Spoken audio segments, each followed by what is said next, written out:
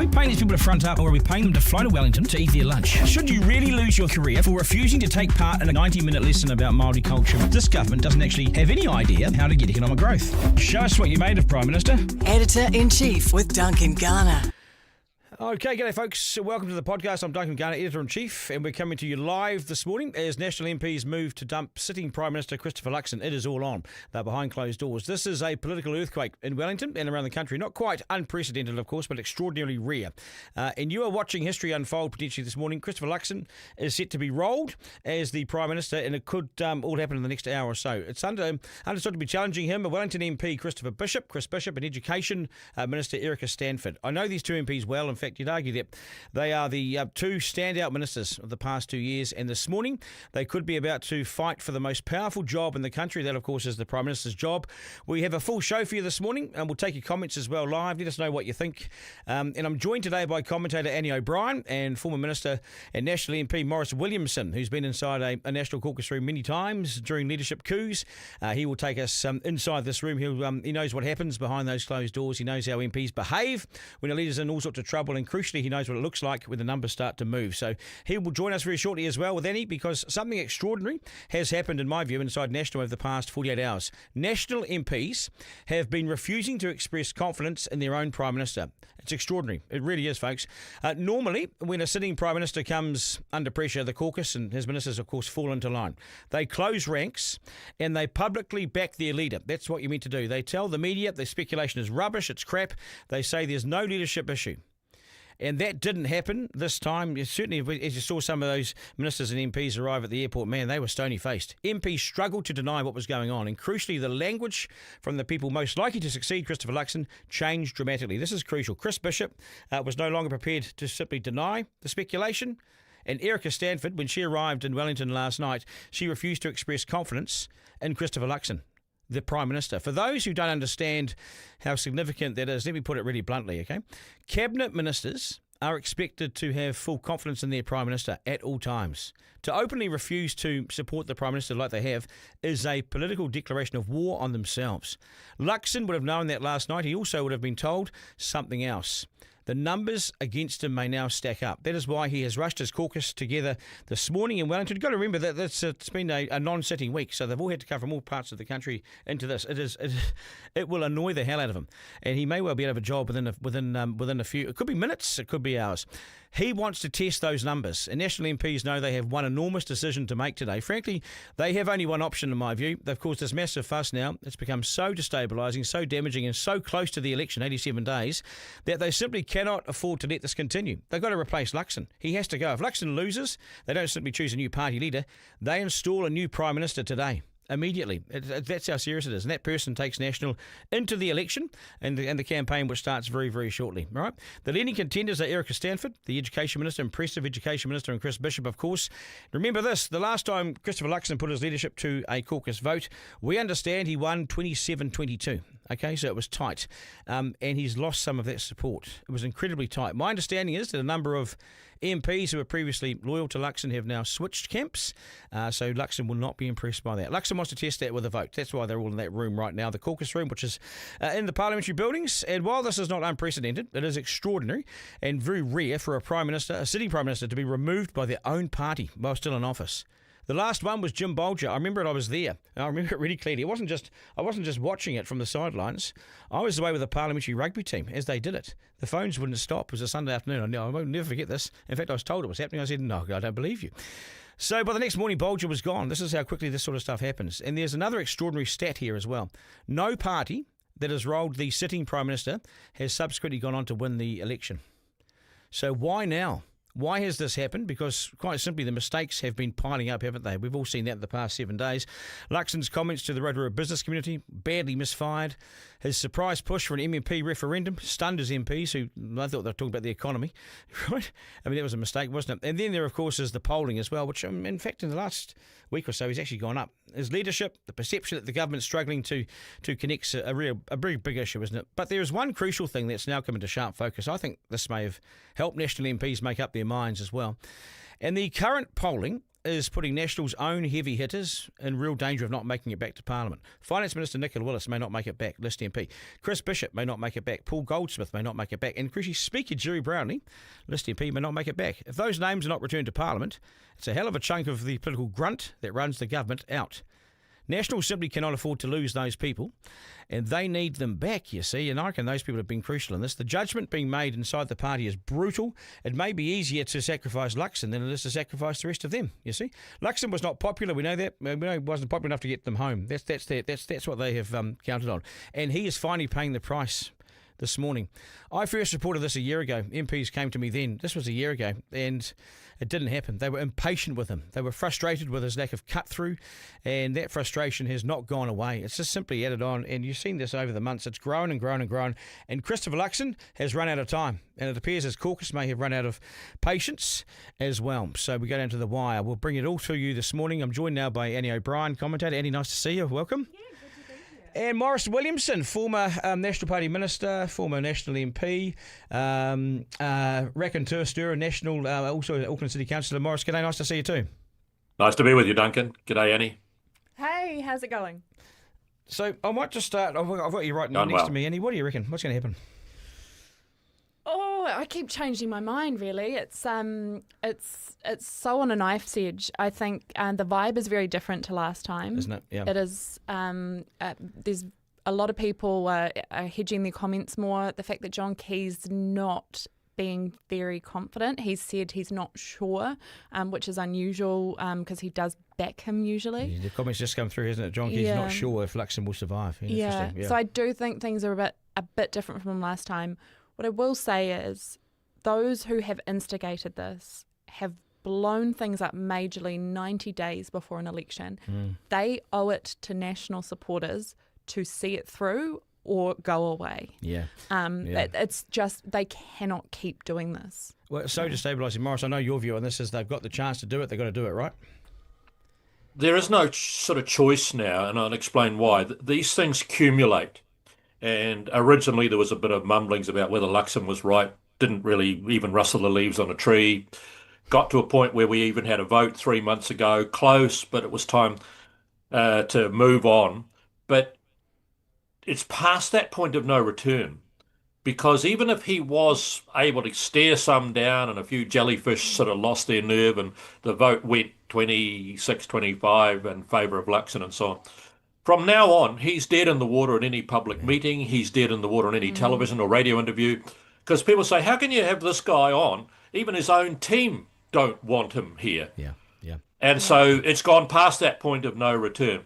And I've also likened it to, you must never charge a machine gun pillbox up on the hill more than once. If you're going to go for it, go for it.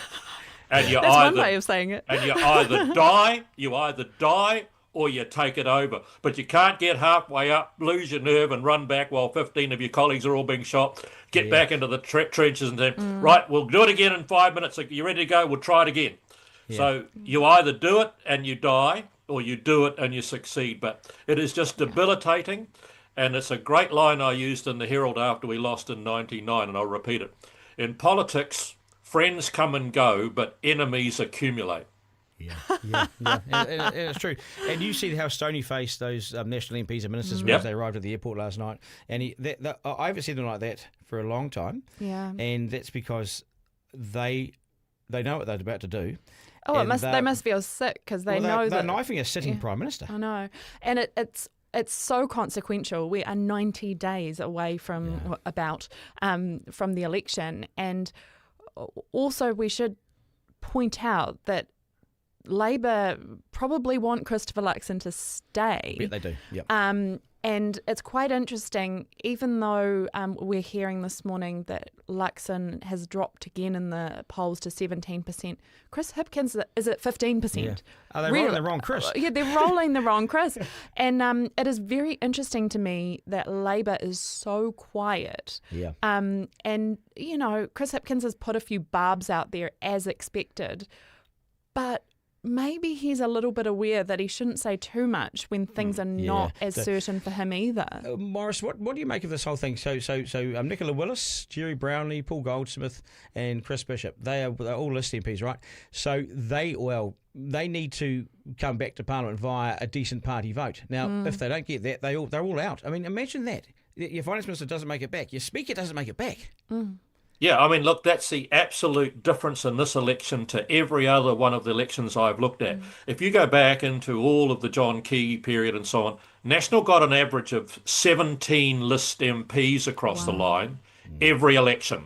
Sometimes it dropped as 15, others it was as high as 19, but it averaged 17 list MPs. On current numbers, based on their 31, maybe 32 if they're lucky, they are not even going to get enough list votes to sustain the number of constituent MPs that will cross the line. In other words, not a single listie and likely 2-seat overhang. That is more constituents than your party vote gave you. So guess what that's doing to the people at the very top of the list? Normally the people at the top of the list say, well, I'm home, I don't have to care. I'm not even standing in a constituency. Well, this time, none of them will get across the line. And the worst thing is, down the bottom of that list, where you've got some newbies, like the new person in Port Waikato, for example, or Emma Chatterton in Papakura, these people right down the very bottom of the list, every time they win their seat, which I think they will do, it's one less from the top list comes through. You take one away from the top. Imagine if Chris Bishop didn't win his seat. Well, He a very He won't win. He won't win. Okay, He won't so win. let's say he becomes leader. Let's say he wins the leadership today, but doesn't win a seat. And they don't get any list MPs as a result. He's out. So he would be the Prime Minister who loses the election. Well, He could win the election and then not get in. And he could not get in. Yeah. I mean, and this is why when we look at, I've been so surprised at the focus on Chris Pent. Wow. One, because I know him and I'm very surprised by what he's been accused of. Accused of being the numbers man for Erica Stanford. Yep. Yeah, and his motivation, I just don't understand. He is in a safe seat, and he is a cabinet minister. There's not a lot of need for him personally. He might have other motivations, obviously. But if we're looking at motivations, it has to be at those list MPs at the top who are like, well, let's roll the dice, because otherwise they may be out of a job. What will be happening in the caucus room right now, Maurice? How does it work? What will be being said? Well, it'll start off with a speech, obviously, from the leader, who will say, "I've called you all here," or I suppose you're wondering why I've called you all here would be a better opening. You tell me what we've called you. And then he'll just say, this can't carry on. This is debilitating and destabilising, and I've got to call an end to this. I want to know now where I stand, and the only way I can do that is to know whether you're going to back me or not. And it's time to either put up or shut up. Yeah. He'll then call on 2 or 3 others to make comments, because there'll be people wanting to make a comment, probably more than that. And finally, he'll get to a point where I think they will have a vote. Now, the vote's done by a piece of paper, gets delivered to each person, particular colour, purple or green or blue. Every time it's a different. Yeah. And you get to put your vote on there, yes or no in this case, or if it's got Luxon or no Luxon, you just cross out one. Then you fold it up into about eighths, and then you hand it back, and it gets put into a little hat. And then the scrutineers, who were appointed, normally the whip and the senior whip and the junior whip, they go out to another room, and you all sit there waiting and waiting and waiting and waiting. And then the door opens and they come in and they walk over and they hand a little bit of paper with got the result, saying to the Prime Minister what the result was. Oh God, and then he can just say to them, I'm let's say I'm not happy to announce, I'm prepared to announce that the vote is 29-23 against me, and I will be tendering my resignation as leader this afternoon. As Prime Minister, And it's over. Then it will be a matter of, the whip will normally take over and then say, right, well, we now need to appoint a leader and a new deputy leader, and then they'll start a process of voting on that as well. But I want to just pick you up on one thing you said before, Duncan, that I'm not sure is quite right. You said, no one's ever changed the Prime Minister or the leader and then gone on to win an election. That isn't necessarily because they changed the leader and therefore they lost. They were already losing badly. Dire position. And they made the change to try to save the ship. And so they were already going to go down. Yeah. And so the real question is, did they save some of the deck chairs off the ship, or did the ship just go down with just as much carnage? So in the case of when Labor changed to Mike Moore in 1990, about 6 weeks out from the election, Labor still got slaughtered. We slaughtered them big time. But our polling was suggesting it would have even been worse had Geoffrey Palmer been left in office. Yeah. So be very careful of, if you change your leader, it means you can't win. What about you can't win, so you might need to change your leader, see if you can do at least a bit of a dent in the damage. They are ahead right now in some polls. Yeah, and the difference with this one, this is a first term. This is a first term. We're not talking about the end of a third term, Maurice, but this is first term. Yep, I agree. Look, the way Labor left the place in 2023, I said publicly, I think I probably said on your show, that they won't grace the halls of popularity polls for at least 3 more terms. Yes. They are literally gone. They are just such a disgraceful outrage. And the reason, because you heard me say it over and over, the reason it's done what it's done is National didn't do what it promised at the election. And I've got a big list of it, and I could read you for the next half hour. They were going to deal to the expending. They were going to put a sledgehammer to the debt mountain. They were going to deflate the public service. The list goes on. They were going to demarify everything, and not one of those things did they do. And in fact, in many cases, it was worse. Yeah. And they had a mandate to do it, and it's like, Correct. What more did you want? You had the electorate telling you, go ahead and do these things. So it's very frustrating. Luxon drives that stuff, right? I mean, Maurice, is the Prime Minister drives that agenda? Well, he's meant to. He's meant to. I mean, he's got the power to call ministers in and say, I want the following from you, because he literally has that level of power. And what I don't get is like the one I think I've raised with you many times, but we struggle at council every time we're trying to do an appointment to a big CCO, a council-controlled organisation, putting the chair of Watercare, which is over $1 billion industry, a huge company. Right. And we got it taken to court because we put Jeff Hunt in, and they said, you breached this Nanaia Mahuta clause that you didn't take account of his tikanga and te ao Māori skills. And we had to completely go back and revisit the appointment and do it again. So I said to Luxon at a public meeting straight away, probably a week later, will you please change the law back to what it was prior to Nanaia Mahuta, where that is not one of the skill sets for someone running a big infrastructure network company, billion-dollar industry. You need, financial acumen and all sorts of other skill sets. That's not. He said, Mr. Williamson, we will change it back. I've heard you loud and clear. We will do it. Well, I'm sorry. As of today, the 12th of August, 2026, they have not changed that law.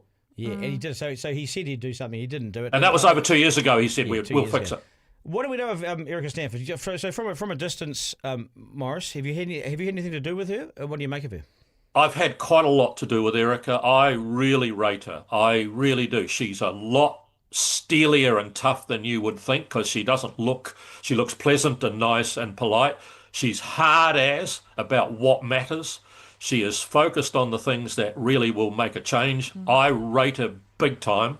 If I was in that caucus today voting, she'd get my vote, definitely. Yeah, interesting. And I mean, I've had a lot to do with her as well. And I back that up entirely. She has a plan.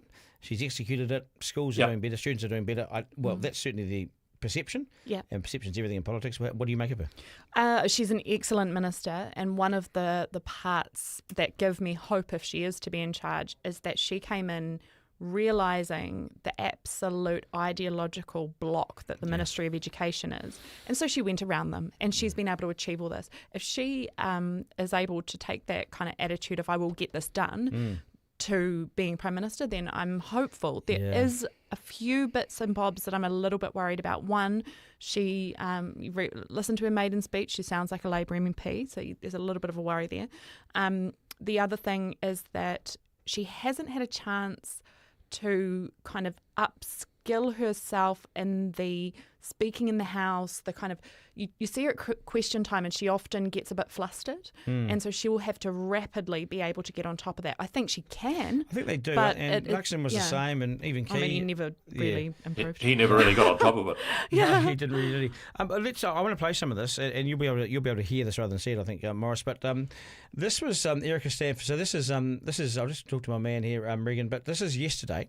This is Erica Stanford and Chris Bishop, as they have to address the questions about this whole leadership speculation. So I'm going to play some of this for you now. This is Erica Stanford and Chris Bishop out on the campaign yesterday. Have a listen to this and have a look at this. All I care about is making sure that our kids can read, write and do maths, get the basics, get a great qualification and have a bright future. I'm just getting on with the job. Have you spoken to any of your colleagues at all about these leadership changes? No. Last week, the PM apologised for remarks about Rotorua, and obviously there's been a bit of debate about the MMP, call. But we back our leader. Do you have confidence in the Prime Minister? 150%. He's the man and he's the boss. Yeah. So I thought they handled that pretty well. I mean, that's all they can do, right? We've spoken before about how they have to lie if they're going to get through these media appearances as they're going into the vote. Yeah. They're not going to stand there when they're not 100% on the outcome and say, well, I'm not sure. It kind of depends. They're going to back the MP, the PM, the leader, until they're not. Yeah. Maurice, you thought they did okay? Handling that? Yeah, well, the old saying, the king is dead, long live the king. Exactly. Because he was up until he died 5 minutes ago. He was our sovereign and our great leader and king, and he's now dead, and now the new guy is it. And long live the new one. Yeah. I think Chris Bishop was a little bit stretching some of the credibility there when he said he hadn't talked to any of his colleagues about this. That I thought was a bit of a stretch. He might not have, but he bloody well should have been. He should have been if he was.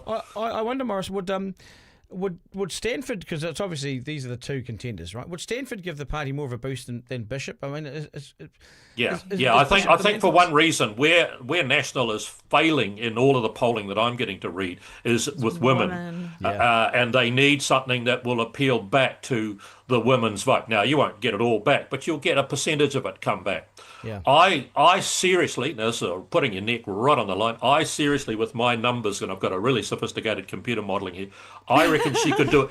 I reckon she could do about a 5% bump, take them into the mid-30s. Yeah, I agree. And that would be plenty to get you 3 or 4 listies back, three listies, maybe 4. So you could get Goldsmith, you could get Willis, and maybe even Bishop back. I think she's got that personality. I think she can learn a little bit more of the answering questions. That's a skill that can come. Yeah. To be fair, Luxon's improved in that area recently. He's been getting help from Rachel Smalley and evidently. Yeah. You don't ever hear him say anymore, well, what I'm saying to you here really is, before he even begins to what I would say to you. Yeah, what I would say to you, all of that's gone, so he's got a little bit better. You can learn those skills. It's like being a good rugby player, but you're not very good at kicking the ball. You go and get a kicking coach, you learn it, and you're fine. But your instincts have to be good. Maurice, is this madness from the Nats? It's 87 days out from the election. Have they been just bloody stupid? I mean, have they showed a huge degree of sort of naivety and inexperience by doing this? Well, I think Annie hit the nail on the head earlier on. This won't be coming from your low-ranked Nats. And in fact, I wanted to talk about this in terms of campaigning. Every MMP election, and I used to stand under a lot of elections of mine were first past the post, but when we got to MMP, it all changed for being about you, because my photo was always up on the billboards and it was Maurice Williamson for Pakuranga. It all became party vote national because the party vote was all that mattered. Party vote was what got you there. And as I said, an average of sort of 17 list seats every time. You needed them to add to your constituencies. This time around for national, it is an incredibly 180-degree reversal. I think they'll hold most of their constituencies. Yeah, they'll lose Banks Peninsula, East Cape, probably Roskill. Roskill, yep. Yeah, and they'll lose Hutt South. And they might even get high. The next one up, if you're coming from smallest majority, would be Wairarapa. You might see McAnulty take that again. But I think that's where it ends. And so the vast, vast bulk of your current members of Parliament, even down at the very lowly ranked sort of trough feeders, they've all got the ability to go back to Parliament by just going into their electorate, putting up their face on their hoardings, putting leaflets in the letterbox saying, vote for me, I'm fantastic. And I think National will hold about 36, maybe 38, could be 38, of its constituencies. Well, currently its party vote says you're only entitled to 36. So you'd have a 2-seat overhang. So now, why would you worry about the leadership or worry about the party vote? It's a matter of, the ship is sinking, save yourselves. Yeah. And if you're It a is lowly purely ranked list. if you're a lowly ranked MP down the bottom, every time you win that seat, let's say Vanessa Wienick did win Banks Peninsula. She's the lowest majority of about 300 majority. If she won that seat, that's one less person from the list. The worst result today, I reckon, is that they've caused this massive fuss. For nothing. And Luxon walks out again as the Prime Minister. And you've got 87 days where he's going to make the same mistakes again. I mean, that would just be a complete cock-up. Then for 87 days, he has to convince the New Zealand public that even though his own team isn't sure if they want him, we should vote for him. It is just so a damaging. diabolical situation. Yeah. And that's why I kind of say, like, regardless of I don't actually know what I want the outcome to be, but these people who have instigated it, they now deserve. They now need to see it through, because if they have to, are they? Do we think they're organised enough to see it through? Oh well, that's the question. And to be honest, it's almost, well, it is irritating that we've done this a few cycles now, and it appears to me that they get, all this excitement, they go forward, and then they seem to chicken out. They blink, yeah. And so I'm like, just do it if you're going to do it, because otherwise we keep going through this. He's going to take a hit in the polls. He's already taken. He's like a shot. I'd like him to do it like a shot duck. Yeah. So he's because you don't come. If you're a shot duck, you're in trouble, Maurice. So remember my good advice: only ever charge the machine gun pillbox once. Yeah. You either die or you get there and blow them up and you win. But don't run back to the trenches and say, we'll give it a go again in 10 minutes. Should the caucus have organised one ticket to replace him, so they don't then go into a messy scrap? Yeah, probably. So Stanford and Bishop are scrapping over the leadership. They should have had a ticket, like Key and English did. Yeah, I mean, that is the tidiest way to do it. When Judith was rolled, there was basically 2 tickets up. Yeah. And so they knew that that they removed her, and then a week later chose between the tickets. And that was a kind of clear choice. It seems to me from the outside that there are a few options here, and they all want to be Prime Minister and won't back down. Yeah. And so there's all this uncertainty, and people don't want to vote for the loser, right? So they're not going to put their vote behind someone they're not sure is going to win. And that's where it kind of sways back to Luxon. But then you are voting for the loser, because you guys all have to come out and say, yeah, we had another meltdown. Split vote, and here we are back again telling you that this guy is kind of what we're left with. Yeah. How uncomfortable is it? I mean, National doesn't like doing this, Maurice. It's a conservative party. It likes to keep things tidy and in order in front of the public. It doesn't do it well, does it? Yeah, look, I did a radio program earlier this morning and admitted to being one of the people that signed on the day you were talking about you were playing with the rugby team. I signed the thing for Jenny Shipley and said, I'm backing you, because she wanted us to sign it on a bit of paper. So when she went to Bolger, or when Doug Graham met Bolger off the plane, said, We've got the numbers, there they are. And I got told, you're such a Brutus and disloyal. But your loyalty really should be to the country, and your loyalty should be really what's best for the nation. And weak, flailing governments with a possibility, pretty remote, but still of the other side ever seeing the Treasury benches again is bloody frightening. Yeah. So you've got to sit there and say, do I just do nothing and say nothing and hope like hell we get across the line? Or is there something we could do now that might give us enough of a boost to guarantee we're across the line? And I think some of them got to the point where, after the Rotorua fiasco with the Chamber of Commerce, and after the I'm going to have an MMP referendum without even having discussed it, etc., none of them were any of those great, seriously bad, but they just accumulate. Accumulate. And over time, the scales finally tip. And when the scales tip, it's time to change it. And therefore, I think they got to a point where we just can't keep making excuses or accepting apologies. Yeah. Next one up. Yeah. And does all this have to get signed off by Winston Peters? That's technically, I think a lot of people don't realise that National doesn't get to just choose the new Prime Minister. They're in a coalition government. Correct. And so they can change their leader, but then the House needs to express confidence, which is a vote, and so they will need their coalition partners to sign off on it. Now, generally, you'd think that to make things move smoothly for the coalition, that they'd get on board with it. Yeah, right. However, we know that we have a very tough negotiator and very wily fox, Winston, and I suspect it won't come for free. He'll extract a concession of some kind. I think, and he would be stupid not to. I think the conversations that will be had also will be happening if they were to choose their leader with their coalition partners, because they can't install a new prime minister without those conversations. How do you think Winston would take it, Maurice? Oh, well, the first thing is you've got to recognise there are three separate parties and they've got their own constitution and their own way of doing things. And Winston was very upset when we rolled Bolger and put Shipley in, but he started to live with it pretty quickly after that. But how about this?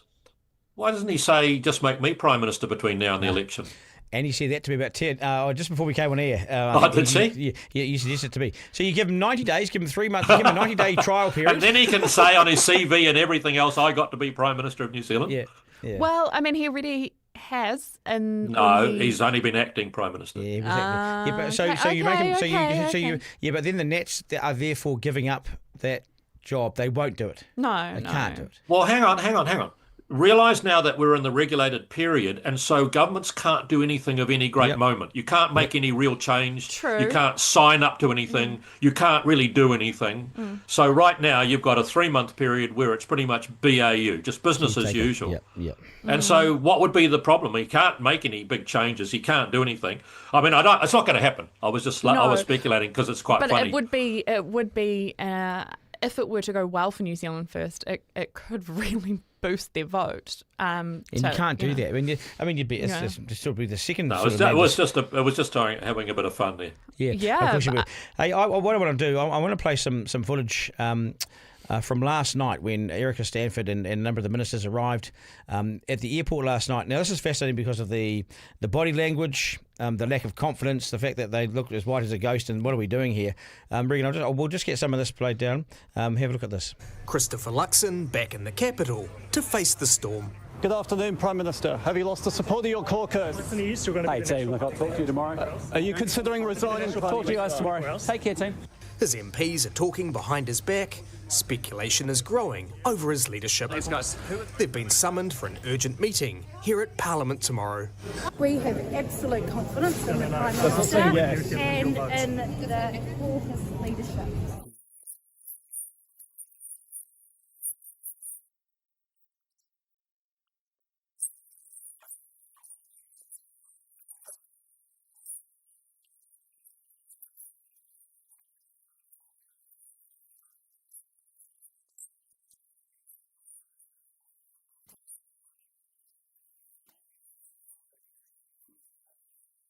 I think we're about to see him coming through right now, so we there he is. Live to him doing that. There's Simeon.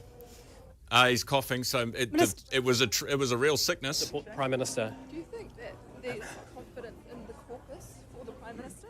Yes, I believe so. What do you expect to happen today? I've got nothing further to add. Thank you very much. What do you expect to happen this morning? Can you talk to us about how it's going to play out? How are you feeling about this happening today, Minister? I'm actually not feeling 100% today. I'm sorry. Yeah, I think Simeon Brown there is crook ass. He's really unwell. He's ill, not just of the fact that he might be losing the Prime Minister, but he's ill. You wouldn't have seen it, Maurice, but Erica Stanford was. She was not responding. No, I could see all that video. You could see, I mean, she was. Yeah. I thought the one that I thought was really out of keeping and not called for was Nicola Grigg. Came off the plane, and she just said, "Well, Erica's no Prime Minister." I thought, "What? You didn't need to say that." No, and they asked her a second time. She said, "Yeah, she is a friend, but she's never going to be a Prime Minister. She's no Prime Minister." Well, what sort of friend are you? Yeah, and I mean that's really emphatic, because it's like you're not just saying, "Well, this time," you're saying, "Ever she's going to be." And so, I mean, it's a terrible. She's caught herself out. You know? I thought that was a silly thing to have done. Yeah, if there is a change, she's probably going to find herself right at the bottom of the list, isn't she? Overnight, I thought about this overnight, and I think she'll make a great Prime Minister. If you don't like these principles, I've got some more over here. Yeah. No, the better line is, look, guys, I was just kidding you. You know I was having you on. Just a joke. No, I actually think that quite an interesting moment there was Paul Goldsmith just casually reminding or pointing the press gallery to the fact that Chris Bishop was emerging behind him. I thought it was very good. Yeah, there's quite a bit of feedback that's come in as we've gone live this morning. Duncan, is this the most overacted media political interference in New Zealand history? TVNZ must be correctly identified as a partisan network and decoupled from taxpayer funding. So they think TVNZ's been right in there. And Chris Bishop's all talk. Duncan, we're at a crisis point, says Deans. The division needs to stop or the opposition will sneak out from under the bed and take control. Absolutely. And that's the thing. This is the thing. What if they do? What if the price of this kerfuffle is that the left sneak in? Well, I mean, without knowing the exact details of what is going on now, if we are to assume that it's the list MPs or MP who have instigated this, they have potentially put themselves before the country, before the party, before the coalition. Yeah. And if it does not come off, they will probably go down in history as being quite a problematic figure. Yeah. Maurice, you're well liked here. Loving your male commentator. I mean, you're not dead yet, well, mate. I'm sorry. But there's a bit of stuff that says that Erica Stanford is a leftist shrill. She has. She does. What do you make of that, Maurice? No. Look, she's quite liberal in terms of some of the social policy stuff and so on, as am I. But she's quite emphatically hardline in the sort of economic and regulatory space for, infrastructure investment and all that sort of stuff. No, don't do it. I think I'm very happy with it. Though, the votes they are bleeding to New Zealand First and ACT are coming from those social policies. Yep. So that is not going to change under Erica. There will be a lot of the same grievances around, she's been the immigration minister, and there are a lot of people questioning immigration settings. So not so good. And also her some of her liberal views on some of the gender and that kind of thing. People are not comfortable with, and so that will be a challenge. I do think she is a lot tougher than people credit her, and I do think if we look at her actions in terms of, for example, when she pulled the Treaty of Waitangi requirement clause from priority in the Board of Trustees expectations, she held the line there, and she got a lot of flack for it. She showed that she's got a spine there. It remains to be seen how far that goes. Her role as immigration minister. So what you've seen is 111,000 work visas, foreign work visas. Maurice get the green light when New Zealanders are unemployed and wanting more work. You could say that she's been far too soft in that area. Well, here's your balance you've got to have there. We've got a whole lot of unemployed New Zealanders who should be bloody out working and be made to work, but you can't get them to work. And you do all sorts of things. I know Louise Upston has changed all sorts of rules about if you're in work and you've got to, or looking for work, and you've got to go for interviews and so on. In the end, the immigration minister's always got to look at the business community and say, what's causing you troubles? And if they get it in spades that we just cannot get staff and our business is failing, we've got to have people like in the nursing fraternity. I went to see my mum lots in hospital before she died at Waikato Hospital. I don't think I met a single nurse that wasn't either Indian or Filipino. Not one. They were all Indian or Filipino. And I thought, well, who would be staffing this hospital for nursing if we hadn't let these people into the country? That's your problem. And so she's had to respond to what the demands were rather than what looks popular. Yeah, that's exactly right. And if she had not done that, she would be under immense pressure from the business community, who need people to work in there, in their jobs. But I think you've also hit the nail on the head there, Maurice, that the problem is about our settings for welfare, Now, Correct. every time the government has made changes there, they've been called cruel. The opposition is really laid into them. The media's laid into them.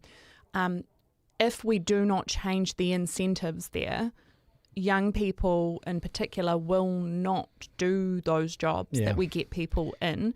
They will happily sit on a benefit where they're paid essentially a similar amount, and they don't have to work. Yeah, well, we've got... Annie, let me just add something quite a little bit to what you said. You said if they hadn't allowed those people into the country, then business would have been upset and so on. Let me tell you, if they hadn't let those nurses into the country, a hell of a lot of sick people and their families would be furious. We can't get proper treatment at the hospital because there's no nurses there. There is... I totally agree with you. What we did in the mother of all budgets back at the beginning of the 90s, we got right into that welfare system and really put the blowtorch on it. Now, we were hated for it. People like Sue Bradford was literally screaming in the streets about how dreadful we were. Well, guess what? 3 years later, we got re-elected because the benefits of those hard-nosed changes, and that's what I was expecting would come in 2023 because that's what they said they would do. And you're dead right, Maurice. Luxon, he started poorly. They had a mandate to do something, and they went off with the treaty principle stuff. They should have ripped into the economy right there. They should have cut some stuff back properly. Like the third budget should have been the first budget. Yeah, exactly. Yep. And great.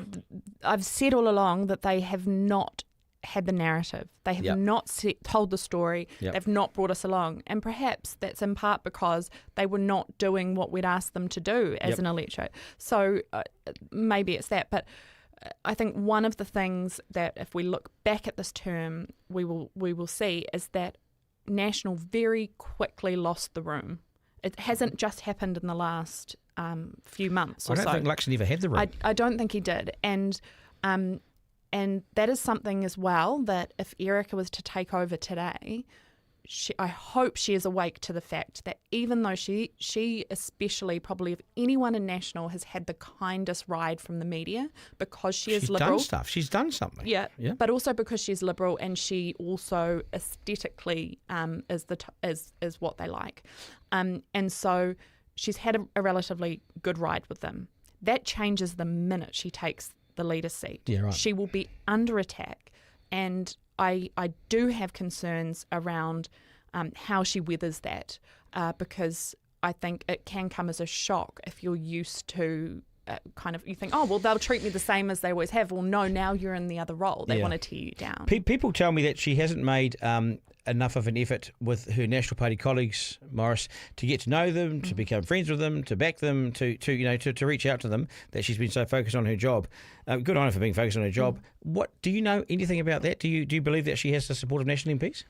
It's quite possible if she's a busy minister, two really huge portfolios, education and immigration are massive. It's quite likely she's running till 11 midnight most days and not got the free time to head off for drinks with a few backbenchers. Well, she'd have to make that time now because you've got to keep those people on side. But let me go back to the beginning of the government coming in.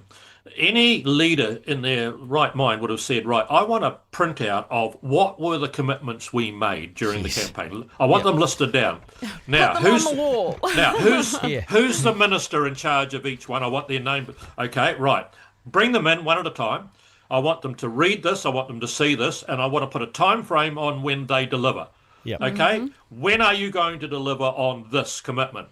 And the minister says, well, that'll take at least 3 months. Okay, make it 2 and you got a deal. Done.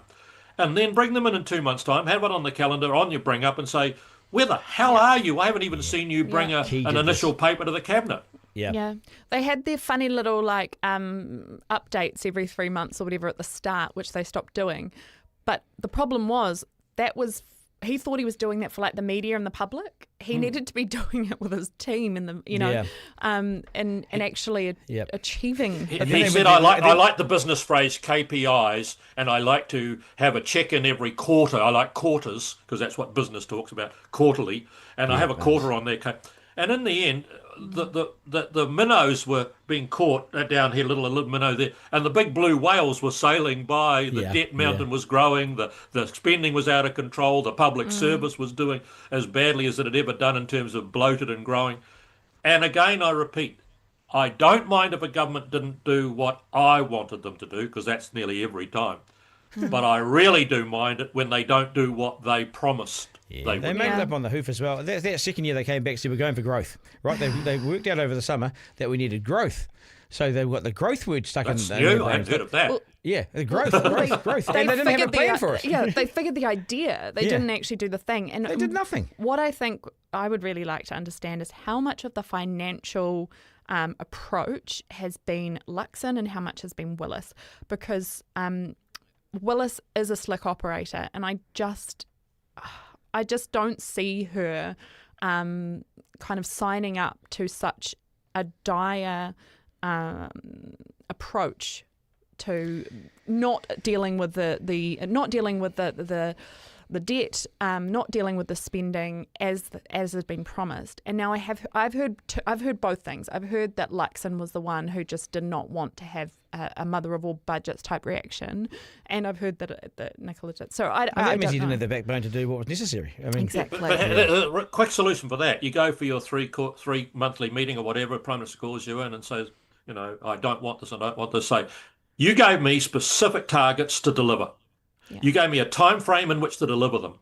Yeah. You want to back off those now. You take it. You own it. You tell the public we're backing off those commitments. Otherwise, you can have my resignation. I cannot be a good finance minister and deliver what you have set me as the targets. Yeah. And now you're walking away from them. Passionate. But Maurice, I don't know if they knew why they were there. They got the job. They got the T-shirt, and they kind of, we're here. We're here, Maurice.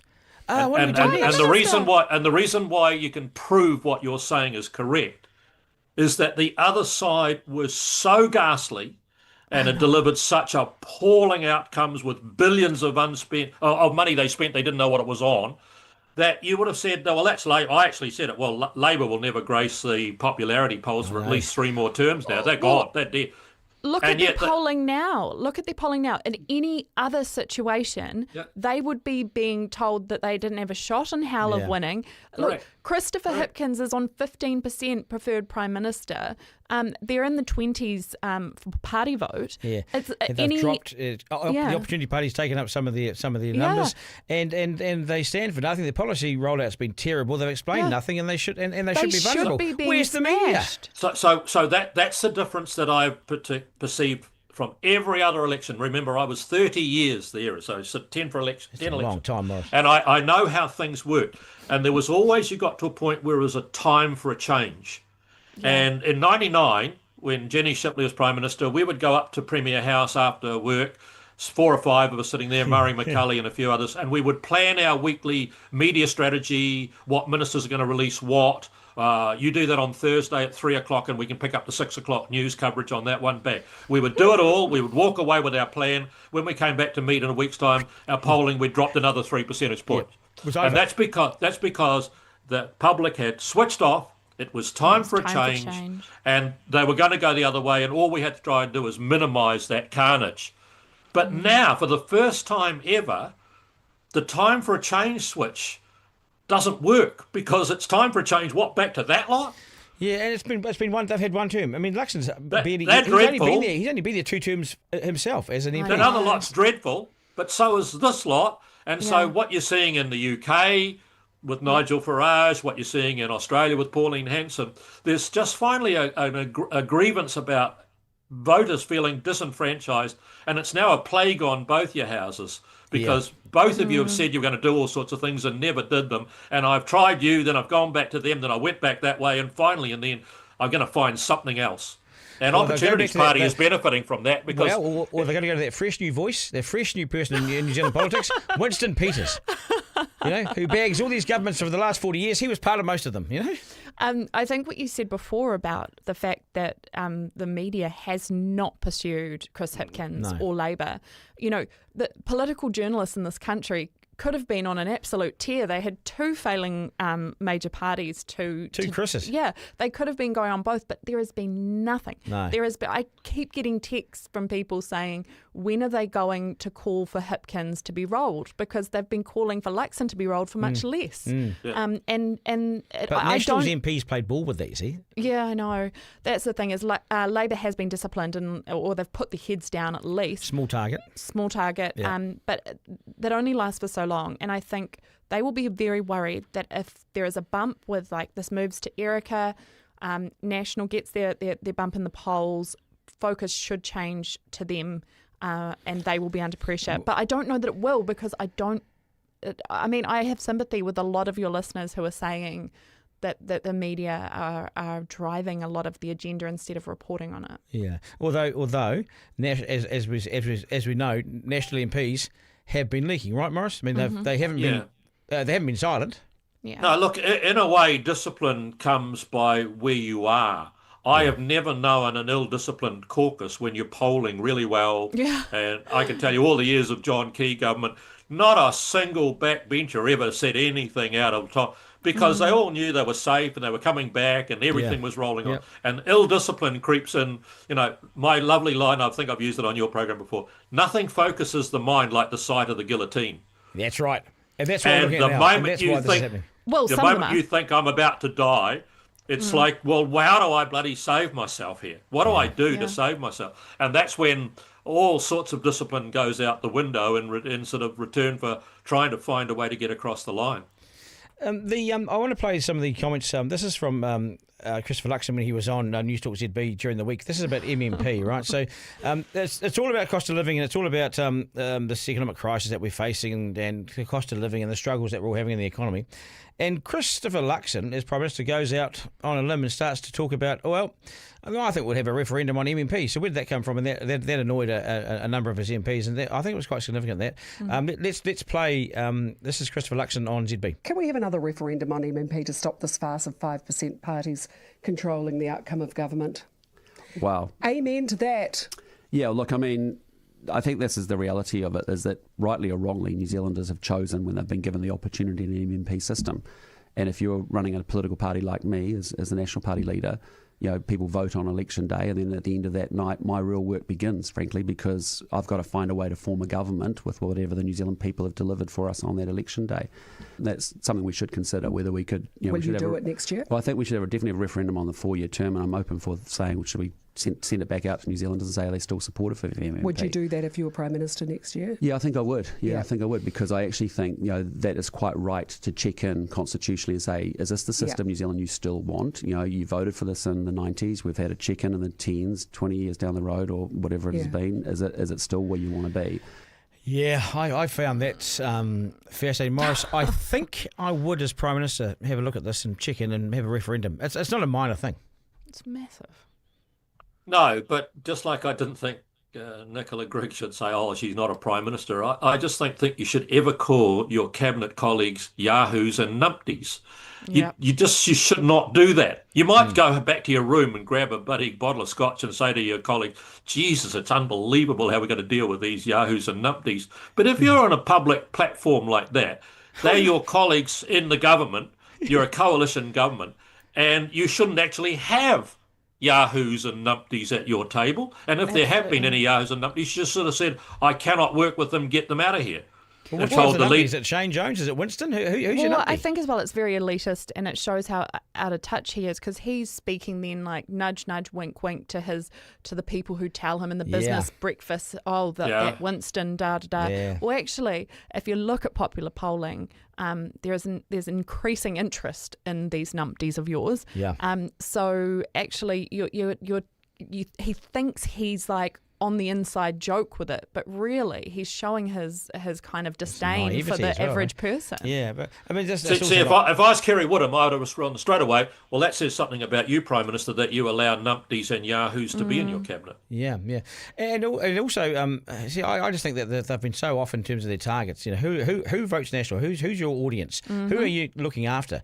If it's the business community, then why would you attack them and tell them to become adults? Effectively, they've done it. I mean, you know a lot of these small businesses in your old electorate, Maurice. They have done it hard, right? And then to target incredibly hard. It's a real. It's a. I actually thought that was probably a worse mistake than the MMP one. You look tone deaf, because most of what those people in Rotorua were asking, and I know I go to various small business meetings and that here in my ward.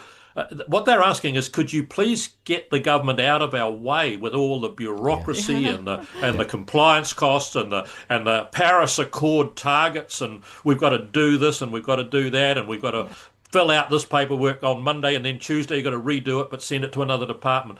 That please get out of our way and take all of the barriers out of us doing business. Yeah. That's not a parent-child relationship. That's not even asking, can you give us a big handout? Or it's just saying, please stop bloody killing us with all the bureaucracy. And I think there's often a perception when you say the business community, people think of Spark and this is Mum and Dad. PwC. This is the family that owns a bakery in Te Awamutu or something. And it's like these are a very different kettle of fish. It is hard graft to keep your head above water. You look post-COVID, whatever your assessment of the causes for it. I remember. Like, I go back to Wellington now because I lived in Wellington through COVID. Nothing's open. This is Wellington. This is the capital. All of the cafes I used to go to are gone. All of the restaurants I used to go to are gone. All those kind of individually owned mum and pop businesses. They went under. They've all gone. Yeah. And so it is not right to categorise them as if they are, these big slick fat cats. The big slick guys got the big slick guys. Let's say in New Zealand, when they go under, they get a check from the government. Maurice, and we've seen it a couple of times in my lifetime. Too big to fail. Yeah, exactly, Right. mate. Yeah, too important to fail. Yeah. And I think as well that's kind of been a criticism of Christopher Luxon's experience, perhaps, that's showing through in that he has had very impressive jobs, but they've all been too big to fail. Yeah, that's so right. he was at Unilever. No one is tanking Unilever. Yeah. He had in New Zealand. And so his skill set is business, yes, but it is not in the hard graft of survival. It's not mortgaging your house to make sure that your cafe stays afloat. Yeah. But there's another lesson here. Just because you've got an incredibly good skill set and certain attributes that are phenomenal doesn't mean they translate over to being a good politician. Best example ever was in Wellington Central. They had an MP called Chris Laidlaw. Now, that guy had been a Rhodes Scholar. He'd been the High Commissioner to Zimbabwe. He'd been the rugby All Black captain and an All Black halfback. Yep. You'd go through the list and just tick, tick, tick, tick. He got to Parliament, Duncan, you may remember them. The guy was hopeless he was as a useless, member of Parliament. So your skill sets don't necessarily translate. We see somebody from netball. She'd be good to put into Parliament. Not necessarily. Now, John Key made the transition. Fantastic. He went from being a really good business person to being a bloody good politician. But I've seen others that haven't. Yeah, but Key, listen, crucially, Key did all that work before he got in there.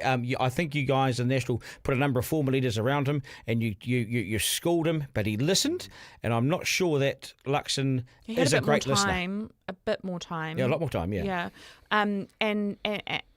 And also, he had the personality to start with. There is a certain... there are some people who go into Parliament and they are hard workers. They'll be excellent local MPs. Fantastic. They might have more sedate personalities. But for the ones that are going to go and have the top job or one of the top jobs...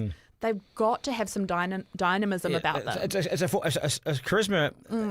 Charisma's a difficult word, but something like that. Some personality, some life to them. And I think Luxon has struggled to convey that. Now, I understand my dealings with him. He's a very nice man, and everyone I know says he's a nice guy.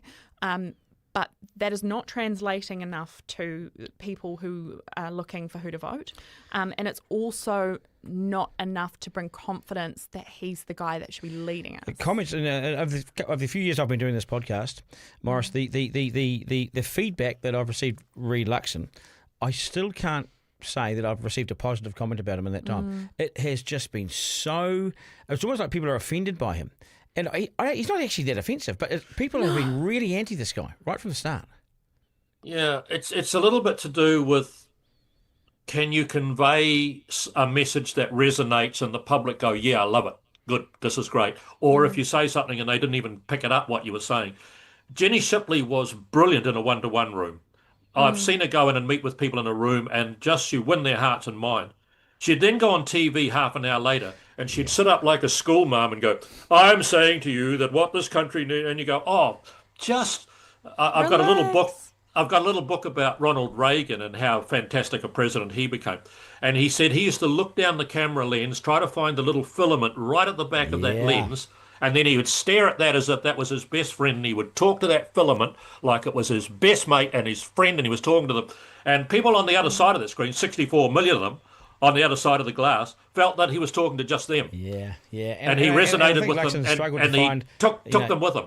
Yeah, so Luxon early on took that allowance, for the apartment. It was a bad look. That was damaging. And then he said he was sorted, and I think that probably impacted it, Maurice, a bit. They again, I repeat, because I've tried to get this through just about every member of Parliament's head I can get. You can have a set of balance scales sitting on a desk, and a whole big pile of sort of weights on the left-hand one, and the right-hand one sits up in the air. Now, you keep adding small weights to it, even some bigger weights, nothing changes. You keep adding another weight, some more weights, but finally, even a very, very little one you can put on it, and the whole thing tips. Yeah. And you go, and so it's that accumulation. Whether he had his apartment paid for or not, whether it was an entitlement he was entitled to have an entitlement of, all those things just chip away and they accumulate, and finally you get to the tipping point, and there's no going back. When those scales, tip, no going back. I remember the Tesla thing. I think it was his wife got a kickback on it, and look. If you asked him right now, would you pay $8,000 to have a little bit of credibility, a few percentage points in the poll? He would probably say yes. But back then he decided to take the $8,000. He took the $8,000 benefit from the government for buying the Tesla. That's rebate, right. Yeah. Now, for those of us who are not multi-millionaires, it's still a no-brainer. You can't afford to have that. I always got paid. I lived in a little flat in Calvin House right by the Reserve Bank. I took about half of what the entitlement was, but I just knew that if you got one of the fancier ones at Kate Shepherd or something and paid the whole 25 grand or whatever it was back, there's a lot more now, then that would become a story one day and you didn't need it to be. But if I was a multi-millionaire, I wouldn't even want to know that I was entitled to that. So I'd just say, go away. I don't want to make any claim on anything. Yeah, and the thing is, it doesn't actually matter if it's fair. It doesn't matter if he was entitled to it. What matters is you want to be Prime Minister, you want to be a politician, then you have to make these calculations, and it means taking a hit on some of these things, and it's just dumb not to.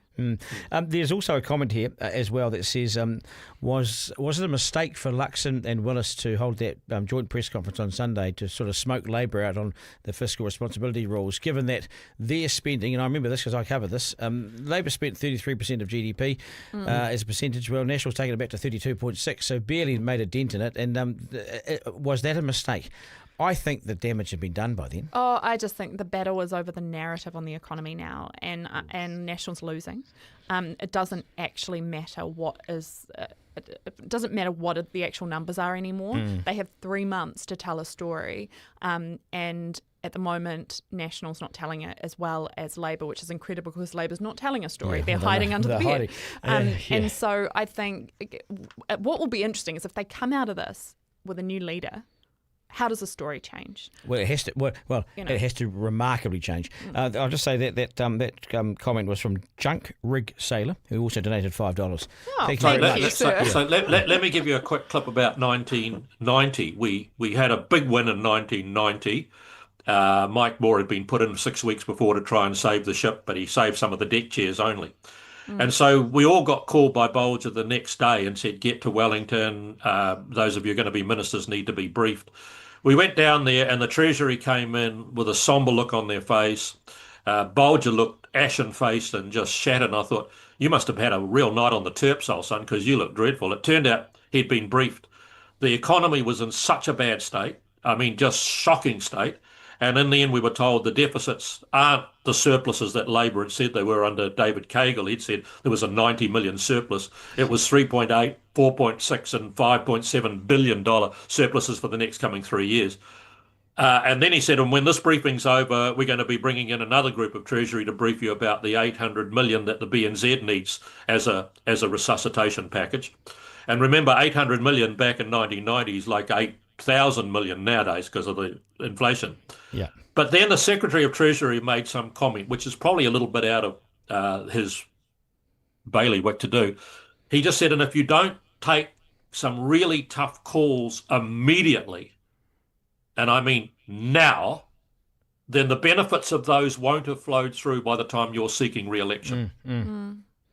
Yeah. Yeah. Remember that. Remember that. If you've got to take those hard calls to turn that ship around, you can't wait till 3 months out from the next election because the benefits won't have even begun. Well, here's the irony of that. So National, this is where they fail big time around the public service, the size of the public service. Last quarter, it went up by 900. But their policy is to slash it by 8,000. I don't believe they'll get there. I don't believe they can do it because it's going the other way. Yeah, there's been nothing meaningful done to instigate it. No. I've just seen, just scrolling through the old X, the Post has obtained a Talbot Mills poll on who the public want to replace him. Yes. Nationwide, Chris Bishop comes out on top, and national voters, he comes out on top as well. Nicola is second in both. Erica is third in nationwide. Mark Mitchell is third in national, and that swaps around. Okay, so we have a poll. So we've done a poll since we've been on air with our audience. I've just got the numbers that have just come in now, so I'll update you on that. So who do you want as the next Prime Minister? Okay. Duncan Garner. Well, that's... I don't want to talk about it. Erica, I've got Maurice's vote. Erica Stanford comes out on top, 46%. Wow. Luxon is next on 25%. Chris Bishop is 23%, and Willis is 6%. Interesting. I did see yesterday that I think it might have been Stuff, or it could have been NZME, I can't remember. Someone did a poll yesterday that had Erica around the 41%, I think. Yeah. So it is very interesting. Obviously, it matters who you're asking, but it certainly seems that Chris Bishop and Erica are the clear options. That's what we're hearing. With Erica, it's always been Mark Mitchell's name attached to her. Well, Mitchell could be right. So Mitchell's been a successful minister. He's dealt with crime, I think. He could be. I think he's been good. He could be a deputy because he'd be a vote on that. He's very well liked. Yeah. He's very, very well liked. Can I just give you something on Bishop that is I want to get off my chest? Okay. Go. Okay. National only got to be government last time because they won across the 22 electorates making Auckland. They scored a 45% party vote. In the remaining 44 electorates across all the rest of New Zealand, they scored a 35% vote. Yeah. Now, that 10% difference is huge because you're talking about all the rurals and all the areas where National is, Ashburtons and Mattamattas and all that. You would expect those to be way higher than the city, but they won Auckland. And then Bishop decides to carry on Megan Wood's ridiculous 2 million intensification properties and pushes it. And then he says to the council, because he came and talked to us and said, either you will do this, because he was telling us we're putting legislation in, or I'll do it to you. Yeah. And all I can tell you is in all the blue ribbon seats where all of the National Party's party vote comes from, that's where people own property. Yes. Yeah. I definitely heard at the time, and I've been inclined to be more behind Bish on his attempts to get the house prices more affordable for young people. So Different generation. Yep. However, I did observe that when he did that, there was meltdowns in the electorates, and you could see some of the National MPs who hold those strong property-owning electorates absolutely trying to calm the farm, and it became a bit of a crisis. Now, I do wonder if Bish was to be leader, if that would really damage his Auckland I agree, vote. Dolly, because Luxon's position was different. Remember this, Maurice? And in the House, I mean, I'm a bit of a nerd on this stuff. Hipkins asked who is correct, right? Is it Luxon's view? That we want house prices to go up, or this guy over here, Bishop, he wants them to pretty much go down. Luxon got the narrative really right, and I have to say that because I was one who encouraged them to use it. I said the best line you can run, because you want houses to be more affordable, is that you want wages to grow faster than house prices. Yeah, but what he didn't get right, that makes everybody calm, because that makes affordability get better over time, but wages are still going up and house prices. But Bishop went out and deliberately flouted that and said, I want to drive house prices down. Now, think about New Zealanders and where they hold their biggest chunk of wealth. Unlike just about anywhere else in the world, like in Germany where I work for Lufthansa, the young guys would never think of owning their own home. They would always rent. And they put their money into the share market or into gold or into crypto or whatever. Here, the vast bulk of people's wealth is tied up in their property, and you've got a political party, senior person saying, I want to trash the one piece of your real wealth. And so no wonder the economy is not recovering, because the one thing that makes the vast bulk of certainly property-owning National Party voter feel better is that their house price has stayed. Yeah. Now, what it's do you collapsed on them. Yeah. What do you think John Key would have done if Bishop had done that to him? Oh, you would not be there the next day. You'd be gone. Yeah. Because Key was ruthless. Yeah. Key, people didn't see this all the time, but Key was ruthless on that stuff. But even when Hipkins asked that question, because Duncan's right, I've got that video and I'll watch it. The answer that Luxon should have given, because it was to him, is which one of these is right? He'd say, I am right, and if there's anybody in my cabinet who has a different view to me, they won't have a position in my cabinet. Yeah. That is the problem writ large, though, is that he has not reined Bish in. Now, this whole time there has been a lot of speculation about Bish's role in the various coups, and also the fact that he's taken such a different line to the Prime Minister on many things. Luxon has never done anything about it. Now, similar with the Winston situation, people are saying, when are you going to stand up to Winston? Yeah.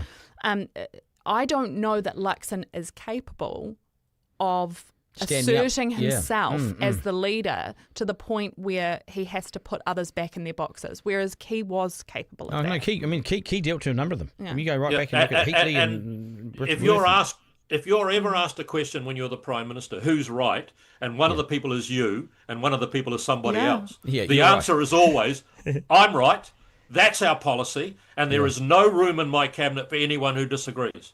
Yeah. A bit more feedback coming in. This is from Rod Nee, who's also donated. Laughing my arse off. This is a desperate gamble. And would any replacement actually change policies, actually act in the best interest of Kiwis?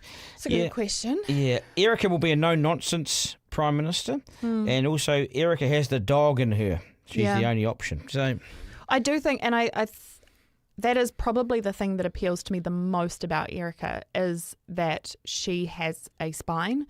I don't agree with her on all her kind of opinions, but a lot of what, if you ask Kiwis in the last 3 years who voted for this coalition, what frustrates them, they will inevitably at some point tell you that they feel like Luxon lacks a spine. I went to, I'll let you in on this. I went to Erica Stanford's fundraiser earlier this year. I was invited to be a speaker, to talk about the media, to talk about the state of the media and what's happened. Now, in that room, there were some really impressive, wealthy New Zealanders that I recognised, and she's very well organised. Now, I know she got Murray McCully. She's obviously replaced Murray McCully in that seat. He was there. It's just she seems aligned with the right people, people that have some influence in society, and it just was an impressive night. Yeah, I think as well, Emma Chatterton, who has worked for her for a little while now, is also very impressive. So she's standing to replace Judith Collins in Pipkura. Yep. She's likely to win that seat. I have heard. She will. Yeah, and I heard yesterday from someone who said she's going to win that seat and become the shadow Prime Minister immediately if Erica Stanford's in charge. Yeah. And there is a perception that they're a bit of a dynamic team in that. She's got good people. She takes care of a lot of the detail for Erica, I think. Yeah. Chris Bishop reminds me of this is from G Fresh. Reminds me of Boris Johnson. I suppose that's the scruffy. But I mean, he's relatable, wasn't it? I mean, don't you find Chris Bishop relatable? He's Morris? scruffy, but he's probably grumpier than Boris and has less children. Yeah, and he hasn't done as well with the ladies. Well, I'm just not the right person to ever ask on Bishop, because I went through this 2 years of hell in the electorate at public meetings, people screaming at me, why are we getting a 17-unit, one-bedroom, no car park shoved down a beautiful street where we live and devaluing our house? And the answer was, because Megan Woods thought of it, put this MDRS thing in place. Yeah. The national government, or the national opposition at the time, headed by Judith Collins, decided we'd better have a bipartisan on something. How about we pick the worst possible policy we could be bipartisan on, which is housing intensification to destroy the value of so much of the... Now, You could have done the intensification down the rail corridors and the bus corridors, which Yeah, I'm a big fan of, and that's what they're now going to do. Yeah. We could have done it in the areas where it makes sense in high-rise, more around town centres, and that's what they're going to do. But they're no longer going to force it right down to the water level, the water's edge, in the suburbs like Bucklands Beach and Half Moon Bay and Howard. But in the end, I know people who came to those public meetings says, well, you can kiss goodbye to my bloody vote, Mr. Williamson. I said, hang on, it's not me doing it. I'm trying to fight. I'm trying to stop them doing it. So we are right now coming up to midday on this live feed of our podcast. Duncan Garner, editor-in-chief. So thank you for joining us. We're not. They're still in the room. So we are 2.5. Well, Maurice, they are now 2.5 hours deep into this crisis leadership meeting over whether the Prime Minister stays in his job or is replaced. 2.5 hours deep. Take us into the room, Maurice. You're 2.5 hours deep in a caucus room. You would have got in trouble by now in a caucus for 2.5 hours. I got into trouble for a quarter of an hour in a caucus. Well, they expelled me from the caucus, and then tried to take legal. They took legal action to try and get me out of the party. But yeah, I remember. I stared them down. I stared them down. This was back in 2002. I lawyered up because what happened? I was 12. Yeah. Okay. Well, surely you were watching all the news media that course.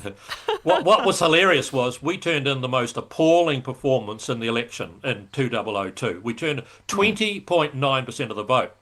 So what I said, and it was only ever after the day, so no one can accuse me of anything I said caused us to lose votes. There's not. You can go and do all your research. You'll not find a clip from me till after the day. Well, all I just said is we've got to start standing for something, appealing back to our core voters, because we look like a blancmange with no shape or substance or anything.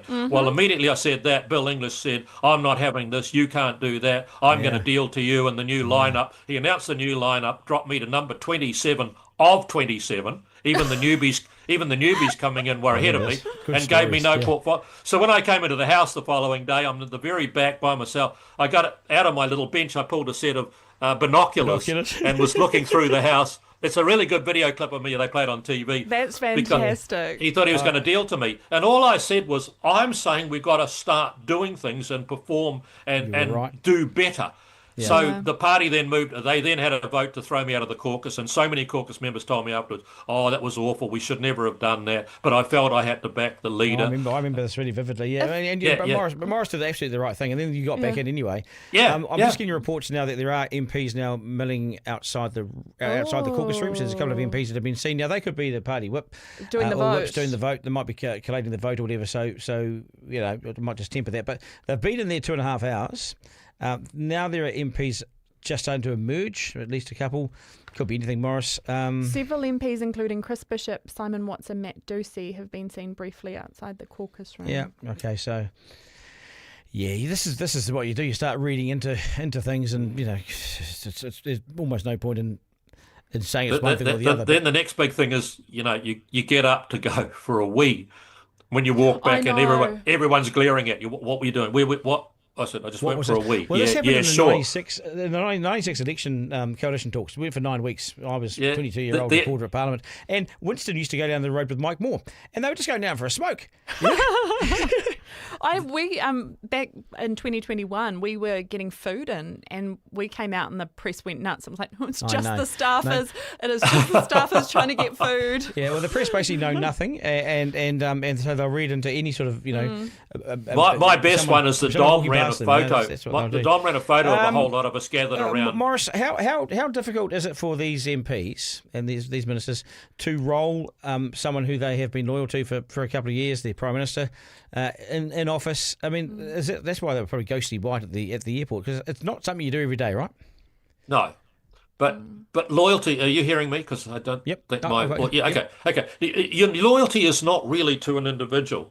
Your loyalty really is to the country, and your loyalty is to what's best for the country and how you deliver it. Now, friends are people you have that you go to a barbecue at home and go fishing with. They are not necessarily people like where I worked at Air New Zealand. All the people that worked for me and did really good work were often not my friends. Some of them were nasty little people, but really good at their job. No, and I gave them a wage increase because they were good at what they did, but they weren't people you'd want to have as a friend. And the same thing in politics. You've got to understand that those people are not your friend, and the day after you've gone from Parliament, only one or two will still be a friend. I still keep in touch with 2 or 3 of them and very closely.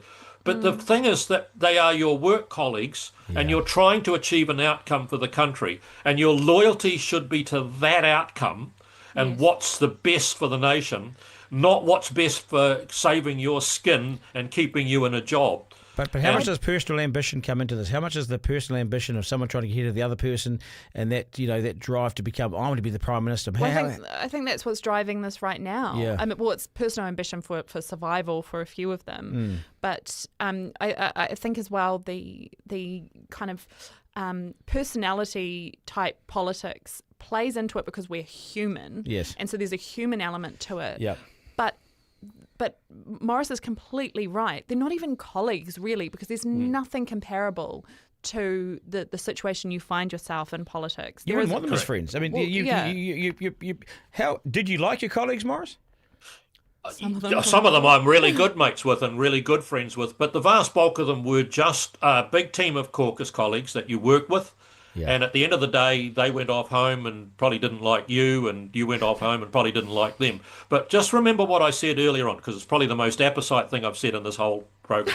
Because most of it's been a bit of waffle. Here you go. Here you go. You don't ever see this level of disloyalty and fractionating and backstabbing and so on when the place is being run well and doing its job properly. Yep. You don't see it. It's not like these are disloyal, little gutter snipes who are out there to try and create trouble and backstab people. They're not that sort of people, but they get bloody disturbed when they see month after month going by of you not delivering on what you said you were going to do, pleading with you to try and get some runs on the board, knowing full well that the guillotine is being set up called 7th of November. Yeah. And you go, Jesus. And so they start to lose their nerve about, is someone going to do something yet? And the next poll comes out and you've dropped another 2 percentage points or whatever. So don't be too harsh on people for being disloyal. Understand that if their real loyalty lies to trying to make sure that the good ship National and then the good ship New Zealand government are fit for purpose, you may need to change the captain. Yeah, because I reckon that they have been absolutely patient with Luxon, to be honest. They have had 2.5 years. Far too patient. 2.5 years. I thought they should have done this a year ago. It wasn't, for me, it wasn't going to improve. I didn't think he had it in him. Yeah, I think once you've had one attack on your leadership, you are immeasurably weakened. Some people can recover, but then you have another, and it gets to a point where you're surviving because your alternative is not organised enough, and actually, I mean, is it on him to resign? Probably not, if he's willing to stare it down, if he keeps winning. But he's staring it down because he doesn't want to be a one-term loser. I know. That's the truth, isn't it? I'm just hearing now that Luxon's security team, so his security detail, are nearing the caucus room. So they've been obviously called that it's coming to a close, or Luxon's about to emerge. So that's a development. The Beehive Banquet Hall is being prepared for a press conference. Okay, so there's a press conference coming up. I just got a note saying some breaking news around midday. So what are we now? 12:05. I've got $1.25 as a TAB that Luxon will be gone. So I could probably make 35 cents out of this bet if I'm really lucky. I know it's a big call, but... I mean, yesterday I would have said for sure he was gone, and then this morning it's more that I just don't trust the mettle of those who are fronting him. I just don't know that they'll see it through. The Beehive Banquet Hall is being prepared for a press conference shortly. Would the Prime Minister, if he'd won it, go into a press conference in the Beehive Banquet Hall, or would the new people go in there? That's where he held his victorious one. Yeah. God, it's damaging. If he wins today, he loses. I'm sorry. Yeah. If he wins today, he's like he loses because he spent the entire morning not focused on New Zealanders, but on what's the old saying? Fool me once, shame on you. Fool me twice, shame on me. Yeah. I think there'll be a lot of anger actually if he comes out of this and he's still the leader. Just anger at those who have caused an absolute upheaval and haven't even delivered on it. Yeah, but I think one of you said this earlier. Maybe you both said it, but It was the damage that it does, because what it says to the voting public is, well, you now have to trust him, but half the caucus didn't. Why should you? And that sticks. Yeah, absolutely. And the other line they'll use is, okay, so how many more weeks before we have another one? Oh, I know. Yeah. Labor just will be handed an absolute gift if this continues, because again, it shifts the scrutiny away from them and their poor polling and their lack of policy and the fact that it's the same team who absolutely screwed us last time. Yeah, I mean, someone's got to. Yeah, you hand it to them. I mean, because you're talking about yourself in a bad way. If you have to make a call now, Maurice. You have to tell me what you think it's going to be. Okay, well, my call is that I think Luxon will lose. I know the numbers were against him as of early this morning, and he's right that if he stares down some people and threatens that if he gets there and he doesn't, and some people are disloyal to him, he can deal to them and all that sort of stuff, and there'll be some who are weak-kneed and go, oh, God, I better. But I think in the end the numbers will hold. Yeah, so do I. The second thing is I think Erica would win the leadership challenge of all the contenders going now. But more importantly, if Luxon holds, and let's say 26, 25 or whatever the numbers look, he stays, that's just the most debilitating news for National. It will just mean that, if you can't run your own affairs properly, then the people will see you as you can't run the country properly. Yeah, this is not an opposition party that's fragmented. This is a government. I know. But this is, I saw a government that's ahead in the polls. I know. Well, I saw this with Labor, right? They went through all those leaders, and we had some fun sort of rolling them, and it was chaotic, but they were in opposition. These guys are running the country, and they're doing it. Yep. That's the rare bit, right? Yep. Yeah. And none of this disloyalty would happen if they had done their job. And they got elected with an overwhelming mandate to get in and make some structural changes. The whole Maorification of New Zealand, where one of my big bugbears, and you've heard me on this all along, is that our name is New Zealand. And why are you so upset about it? And I'll tell you why I'm so upset. The whole time I was based in Los Angeles as Consul General, I went into supermarkets, I went into butcher shops, I went into wine shops. And I quite regularly heard people say, excuse me, is that New Zealand lamb? And the butcher would say, it's from Chile. She said, I don't want it. I heard young kids come in a car one night, run into the wine shop. They said, where's the New Zealand Sauvignon Blanc? The guy said, there's some good Australian stuff. No, where's the New Zealand Sauvignon Blanc? So we've spent billions building a brand name around the world for New Zealand kiwi fruit, New Zealand lamb, New Zealand wine. And now we want to call ourselves another name. Now, I never heard one person go into any supermarket and say, do you have any Aotearoa wines here? Yeah. Well, what about this? How often do you book on an international website a plane trip to Aotearoa? Yeah. That's not the marketing. It's become as much as the left likes to say it's a culture war started by the right. It really isn't, because they are trying to instigate a change. They're trying to change the name of our country. Yeah. So actually, they've brought that to the table. The fact that some people are saying no is not them instigating a culture war. And I think we need to actually have a bit of a reckoning on this. Yeah, the media does too. Yeah, because a lot of New Zealanders' grievance with it is that they feel it's been done to them. Well, it's been forced upon them without them having input, right? Yeah. If you watch TVNZ News, they, for about 6 months, moved to Aotearoa, New Zealand, and they would often say Aotearoa, New Zealand at the Commonwealth Games have done that. I now notice, if you watch the news now, it's only Aotearoa. Yeah. And I want to know, does TVNZ change its logo to TVA? Because it shouldn't be that takes you back to talking Morgan days. Aotearoa TV, mate. It shouldn't be TVNZ. Yeah. And do we march into the Commonwealth Games under A or under N? Well, A would be great. Would be first. I know we would. We'd lead things. But I think you make a good point, and that is that if we are to change it, people will say, well, should we have a referendum or something so that people can weigh into it? The other side then says, oh, you guys are wasting your time on that. We've got bigger things to worry about. Yeah, we have. Well, it's like, well, you're instigating the change. We're offering you a mechanism through which we have the discussion. Yeah. I've received, I've got different sources at different councils around New Zealand around this, this whole co-governance. And there's a council that I'll do something on in the next couple of days on my podcast, on this podcast, is refusing to accept the government's pushback on co-governance, and they are voting in this week unelected Māori representatives with full voting rights on every committee of this council.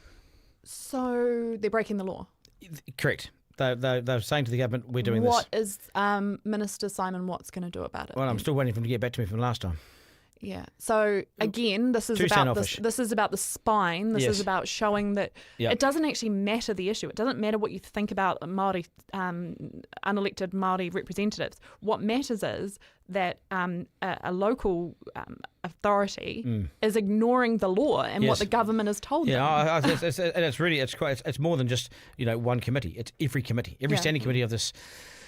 And I reckon National's been way too weak on this. I mean, Morris, the whole co-governance stuff, they have without been... doubt. I mean, without doubt. They know where the public sentiment lies.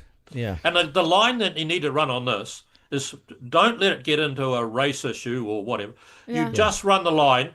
Unelected people should not get a vote in any body, it's not about be it Māori, government or central government or local government. And because I think the Hawke's Bay local authorities were letting kids go onto committees and vote. Well, that's the Greens policy, isn't it? Okay, and you just should say, sorry, or something. Our policy is that only people who were elected by you, the public, it's basic, should be voting.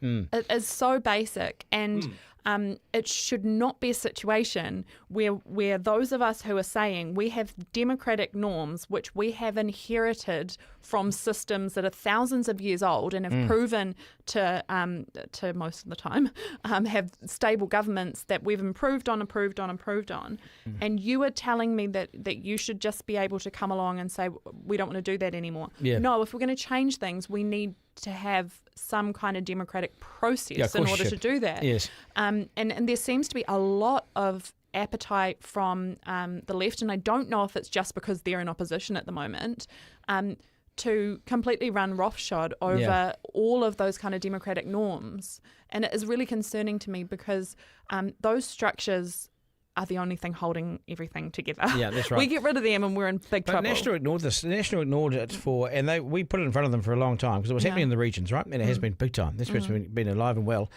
And National ignored it until they couldn't ignore the letter writing, that went to them, and so they finally did something at the 11th hour.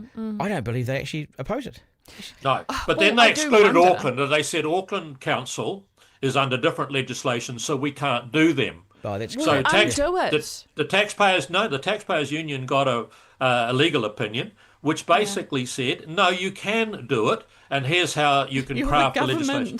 You're the government, and you can include it into that one omnibus. No, they were saying if you do a bill, it can only be one piece of legislation you can make amendments to, which is not true. You can do an omnibus bill. Have they ever passed a bill in Parliament? They chuck everything in there.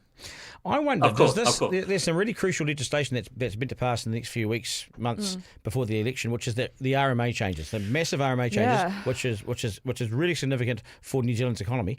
I wonder if what happens today, with Chris Bishop involved and everything, if they don't pass this, if this gets pushed back, if the window's so small. Well, I mean, they are running out of runway. I think the biggest, and this actually does fall on Chris Bishop, the biggest mistake he made was not doing what Erica Stanford did and circumvent the ministry. Yeah. He handed ideologically different proposals back to the Ministry of the Environment to write.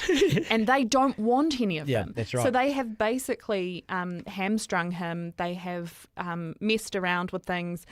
They've written it in the most favourable way to their politics. Yeah, that's right. He should never have had them write it. So now he's in the position. Does he push through an imperfect bill? Well, all bills are imperfect. Yeah, but what are we waiting for? Get on with it. It frustrates me to no end because there was such potential. I agree, yeah. The National Party president, Sylvia Wood, is just arrived at the caucus room as well. So she would be the person alongside Luxon at all times, right, as the president. So she's arrived outside the caucus room as well with security. Maurice, someone asked me why you'd grown your beard. I'm taking place with a group of old mates. We're doing a bit of a reunion set of concerts I played in various bands over the years. And it'll all be gone within about 3 weeks. Save it and be Santa. My hair's all... Yeah, I could do a job at Christmas and get paid for it. No, I'll look like Shrek the sheep after about 3 weeks from now. Yeah. So MPs are emerging from the caucus. The Herald's saying there is a leadership Are they? vote. The Herald's saying a leadership decision has been taken. It's not saying what, but yeah, no, there's Chloe Swarbrick's put something out. Yeah, what would she know? She's decided there might be a prospect of a snap election. Let's have a look at what Chloe Swarbrick says. I mean, she's relevant. An early or snap election. So 2 really important observations about this situation. The first is that it proves exactly how much of a joke it is, the way that our elections are presented in the mainstream media in an incredibly presidentialized way, as though it's like Chris v. Chris, red team versus blue team. Who do you want to be at the top of the country? Under MMP, you are voting for political parties who are comprised of a team of people who have, hopefully, values and policies that you want to see leading the country. So think about that when you are casting your party vote. Which political party has your back and is not just in it for themselves and the top job? The second thing is, as a result of this government's voter suppression changes, the enrolment date will move earlier. So do not wait. Enroll to vote today. There is no, save me now. There is no Save- voter suppression, for goodness sake. Oh. Look, I actually agree with the argument that we should make voting as easy as possible. It's one thing that people get really frustrated with me on is I do actually think that all prisoners should be allowed to vote because they are still in society even if we've punished them. But even so, I reject that framing. But where did that come from today? Oh, it's just only the Greens could. seeking. It is. Yeah. The Nats are going through this leadership issue this morning. Greens, what, you felt like you had to jump into this? Oh, I don't know how serious they were. You know. Oh my God! Someone quite credible has just messaged me that Luxon's still standing. That Luxon's still standing as leader. Not confirmed yet. But no, he's saying, yeah, he's someone who does tend to have good connections, but I'm sure it can't be true. They can't do this. Yeah. Surely. So all the journalists have now gone to the Beehive Banquet Hall where they're waiting now for someone to emerge as National's new leader or. Oh, this does make me nervous though, because in 2021, when he was voted in, so his side told me that we needed to book the Beehive Banquet Hall. Yes. And Simon's side told me we needed to book the LCC. And Legislative Chamber. Right. Yeah. So I booked both, which freaked the media out. Yes. And so the Beehive Banquet Hall is a Luxon. It's a Luxon zone. It is his spot where he likes to go to. Oh God. Okay. Well, so we'll stand by. We're waiting. This shouldn't be too far. But just understand the result. If he's gone, he's gone. If he stays, he's gone. He's gone. Yeah. And that crucial. I mean, that is well said. that 4 seconds that Maurice just said, that sums up what they're looking at. That's the problem. It is That's so the problem. damaging. It's so bruising. Yeah. It's been such a huge risk, and they get nothing out of it but negative. 48 hours ago, he could have got over the line. I think I was kind of feeling a bit more positive. There was even a thing saying that even with Top, the left couldn't make it. There was a lot of good noises. Now that they have poked this wasp's nest, I just don't see how he doesn't tank when his own team doesn't want him, but they can't figure out their alternative. Yeah, so what's happening right now is Sylvia Wood, who's National Party president, has gone back into the caucus room. All the media's out of there now, and they're waiting for this announcement. So they're working. It's a little bit like the old Monty Python line, cheer up, things could be worse. So yes. I cheered up, and sure enough, things got worse. Yeah, this is this. I mean, in terms of the polls, will people see Luxon as, even if he wins today, will they see him as, oh, you're having to cope with all this, you must be a loser, I'm not voting for this guy? Where does it end? You know, there's a whole chunk of people who always vote for the winner, and one of my friend's wife has literally picked the government each time, and it's because she's not particularly engaged in politics, but she has that human instinct to want to pick the person with whom or the party with whom the kind of flow is going. But also, and the credibility of those who have challenged Luxon. They've challenged him to the point where he called an urgent caucus meeting, and everyone flew into Wellington at great expense and everything, and time. I know. And only to potentially fail. I mean, we don't know this yet. We still don't know what the confirmation is, but If he has survived, he has to stick heads on spikes outside the town. Like, he cannot just let this slip away, because otherwise... He's sex ministers today. Yeah, he has to. He cannot just go, okay, business as usual, I proved again with a vote that I'm in charge. He has to go, no, I'm biffing these people out. They are undermining... Name and shame them, and I'm rolling them today. This is who's going. This is who's gone, and I'm sick of this. And I said it 3 months ago, I'm not going to have this again. Well, you've had it again. And I actually think he would be respected for doing it. There'll be a few people who like maybe the MPs, and I'm looking at who it could possibly be, and I like all of them, but it's just not tenable for them as a party and as a government to just go, okay, back as you were. We're just going to carry on. Sorry, guys, it's just a little bump today, but we'll be back tomorrow. We're back on the economy, back on cost of living. I can see him doing it now. Back to business, Maurice. Back to the cost of living. You've got to tie it back. This country needs stable government. And this level of instability is unconscionable. And I will not countenance people in my team causing this level of instability. It's impacting on our GDP. It's impacting on our interest rates. It's impacting on all sorts of things. Everything. And I'm going to make sure these people understand how serious their actions have been and damaging to this country. Because Labor comes down to the Parliament next week and says, look, there's the joke. He's not even standing. He's the sitting joke. There he is. He's hammering. I can see it right now. I mean, they will make a meal of it. Yeah, they will absolutely hammer him. Every question will be... You're still here. Yeah, and it'll be for social media. So as much as I know that the kind of stalwarts of the House hate it, a lot of question time now is presented in a way for people to get clips through their social media. They grandstand a question and they try and gotcha the person on the other side. And I can guarantee you that for the remaining weeks, if Luxon is in charge, so many of them will just be trying to land jokes and ridicule on his leadership. Where does it leave Chris Bishop? Because he obviously clearly has been involved in phone calls and knowing something in the last week or so, right? Because he said so. He is one of the government's most senior ministers, and he's got a big work program still to go ahead. Where does it leave him, Maurice? Look, I don't know, because it's based on every individual personality is different. But I just know that good leaders, and I put people like Helen Clark in that camp just as much as I put John Key in that camp. Good leaders would not tolerate this happening. Helen would have biffed him. They wouldn't have tolerated this happening on the first go round, but after a second go round, fool me once, shame on you. Fool me twice, shame on me.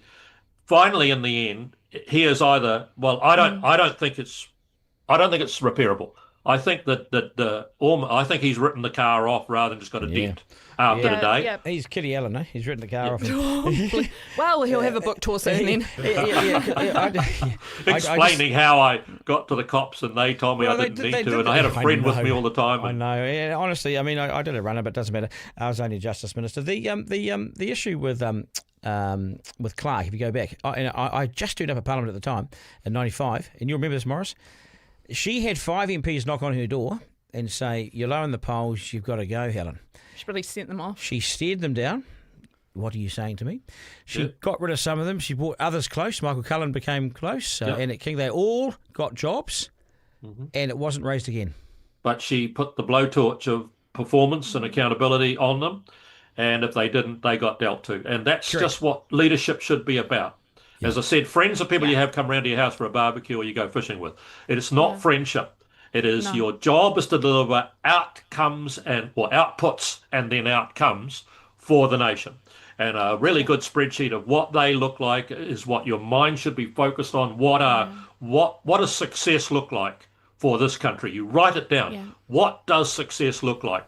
Then you haul your team in, you allocate each bit of that success to them, health minister this, education minister this, immigration. Then you say to them, I'm going to hold your bloody feet to the fire so that when we go back to the public in 2 years and 11 months from today, I can say, look at what we have done And that is exactly what we had promised you last time, and we're promising more and even better this time.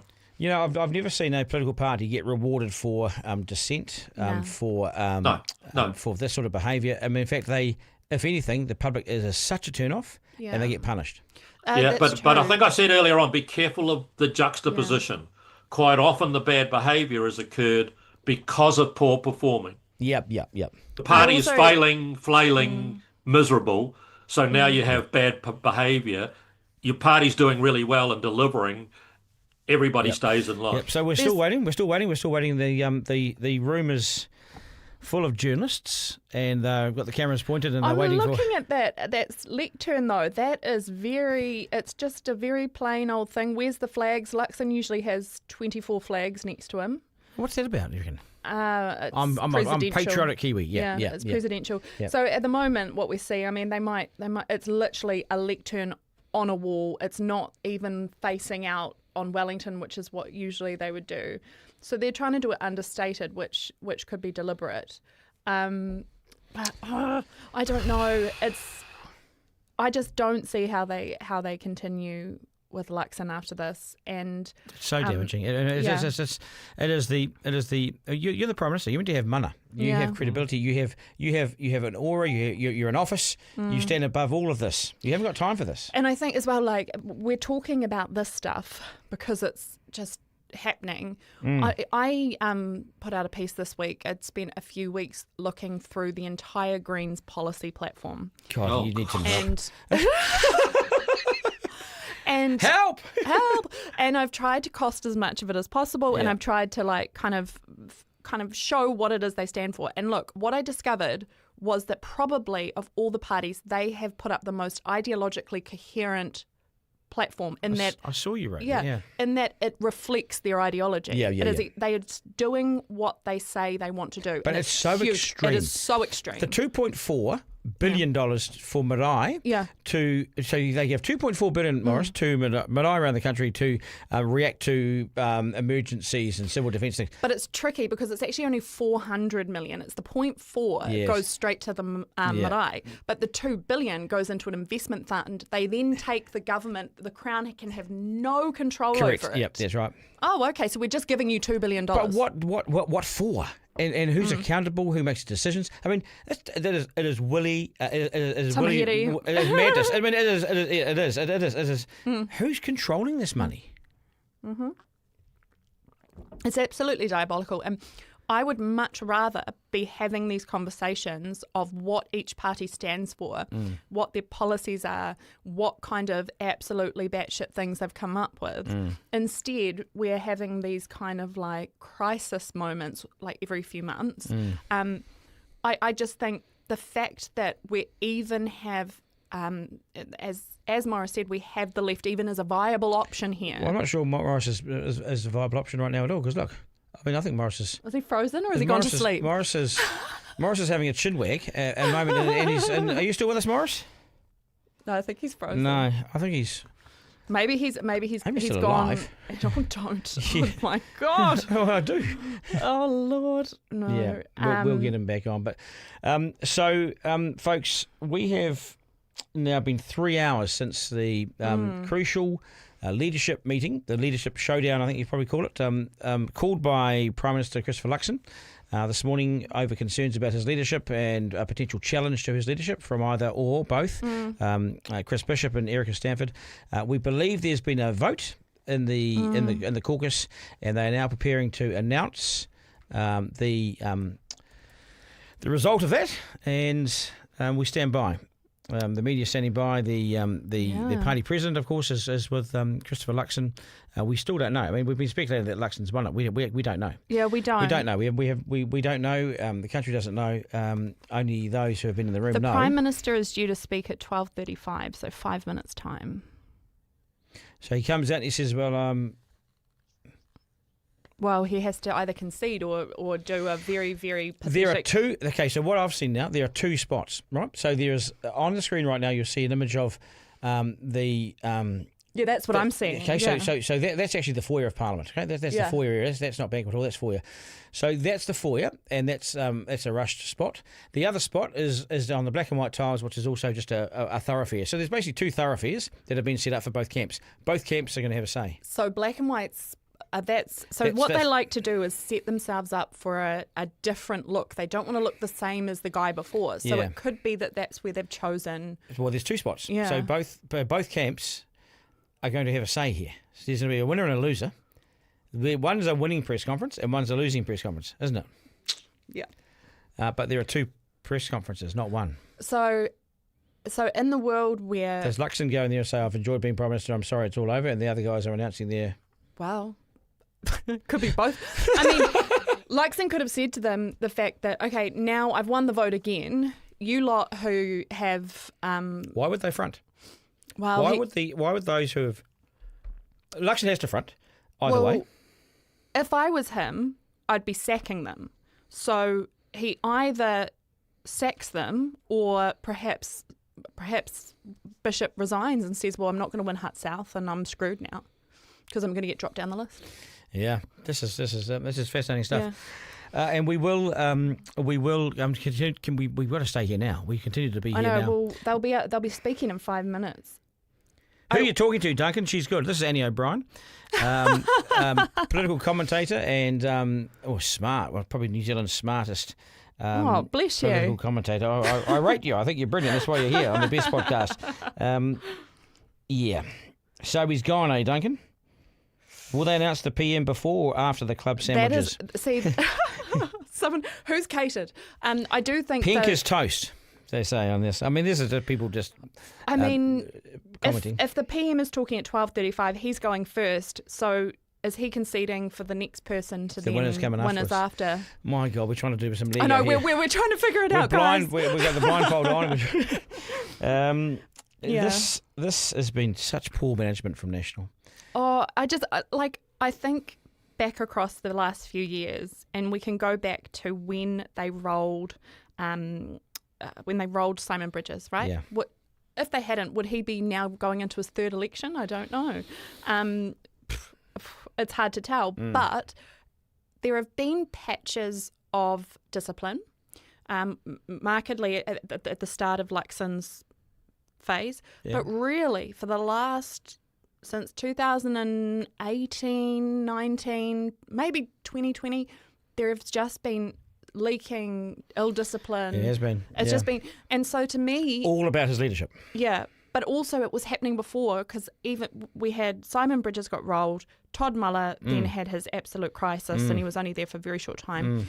And then Judith was there, Judith got rolled. So you had all this upheaval and you have a group of people. Now, often that does come down to leadership. Luxon was able to corral everyone for a while. Yeah, corral them to what though? See, my criticism is who are the National Party now? Yeah, but what do they stand? They're scared of their own shadow. Yeah, and I also think that you have to look at who. It's not just about the leader. It is a lot about the leader, but also in a group of people, is there a dynamic of troublemakers who are going to continue to agitate until they achieve what they want to achieve and get to be the boss? I'm not saying that it's these people particular, but if they are going to keep doing this, is it a matter of the National Party needs to get rid of its agitators? Now, that's a very authoritarian way to look at it, but often these parties do operate like that. Look at what Christopher Hipkins, when he's done his list, he's tried to put his agitators as far down the list as he can. Yes. And so this is what people do. Savvy leaders protect their leadership. Yeah, and but the problem is that they still hang around. If they've been unsuccessful again, there's no place for them in the future National Party because they're clearly stirrers, and good leaders get rid of them. Yeah, right. Good leaders get rid of them. Yeah, it's it is a worry, and I think there's been a core Liberal bloc who are they? Who's National anymore? Yeah, I know exactly, and it's fascinated me the last few years that the core Liberal bloc is actually smaller than the more moderate Conservative lot, but they seem to always hold the power. I think they're confused. I think the party's confused. What I want to do is I want to play you Luxon's apology to the small business crowd. Never apologise, never back down. Yeah, okay. This is. Have a look at this. On that note, I do want to take this opportunity to apologise for my remarks at the Rotorua Business Chamber breakfast last week. I know many small business owners are doing it tough right now. They're working long hours, they're managing financial pressures, looking after their staff and doing everything they can to grow their businesses. I have enormous respect and admiration for people who are out there backing themselves, taking a risk and building a business. Small businesses are the backbone of our economy. They create the jobs, they support families, and they make an enormous contribution to communities right across New Zealand. So I am sorry if my comments did not properly acknowledge the challenges that many small business owners are facing and that I got that wrong. I want to reiterate that National backs small businesses to succeed. We've spent the last 2.5 years fixing the fundamentals in the economy. To make this a country where businesses can thrive. It's not a quick fix and there is more to do, but National has a long-term plan and we are seeing positive signs that we're on the right track. Was there any feeling in that? I mean, it was read out. But also, you spoke earlier about this figure that we've had in New Zealand politics for 40 years who's managed to survive and pop up at all the best moments. Never apologise. Never apologise. Have you ever heard Winston Peters back down or apologise? He is always on message and he is always driving forward. And his audience wants that. Yeah. And so that is the number one lesson that Luxon has never learnt, is that he goes further than he should, and instead of owning it and driving forward, he takes a step back. Oh, and that makes him look wishy-washy. Well, that nicely written apology. Yes. Delivered like it was not his own apology. No. I mean, let's imagine so Winston had said he'd that. He'd never say that. He would never make that apology. He would have come out and said, well, look, we do need to have adults in the room. Yeah. And look, this is how I back businesses, but this is completely blown out of proportion. Yeah. Media, blah, and blah, blah. how dare you accuse this party? We've got a $1 billion regional growth fund. We're putting more Kiwis into jobs than ever before. I won't hear it again. Yeah. Right, done. next question. Okay, you have moving a question? on. See you later. Yeah. Yep. He's a tough guy. But as I just refuse to accept people who don't show him the respect of learning from him. I think, yes, you can have whatever opinions you like about New Zealand First and Winston, but you cannot deny that the guy knows how to command the media narrative. Yeah, and you've seen that. You've seen it since. In this government, he's looked like the boss, and that's another thing that Luxon's had to put up with. He looks left and he's too cunning. He looks left and looks right, and he's two coalition partners, right? Yeah. They're both cunning. Yeah, they're both smart. But Winston has outperformed David Seymour because Winston has the experience. But Winston's outperformed Chris Luxon. Oh yeah, and especially around the foreign affairs stuff. Remember, he came back from some meeting and he ended up saying, "No, Prime Minister, that's not how we do it. That's not how we do it." I mean. And Luxon just accepted that. What Prime Minister gets told off by the Prime Minister? I've never seen it in my life. I know. And PMs are never wrong. Yeah, exactly. And there are so many moments where he should have, even if he was never going to sack Winston, as has been called for now, there were so many moments where he should have taken some measure to put him back in his box. And Winston has managed to absolutely be the tail wagging the dog the whole time. If there are two press conferences... He's gone, isn't he? Because if you have two press conferences, you have the loser comes out and says, last time I'm the Prime Minister. It's a concession speech. Yeah, that's right. And the winners then just sit up in front of the cameras and go, we are now in charge. Yeah. Because if Luxon has held on, the losers don't come out and go, we tried our best to get rid of this guy, but anyway, we didn't. Yeah. See, that's not how it works, right? No. I do think, it's hard to tell, but I do think that because he's going first, it's likely it's a concession speech. I agree.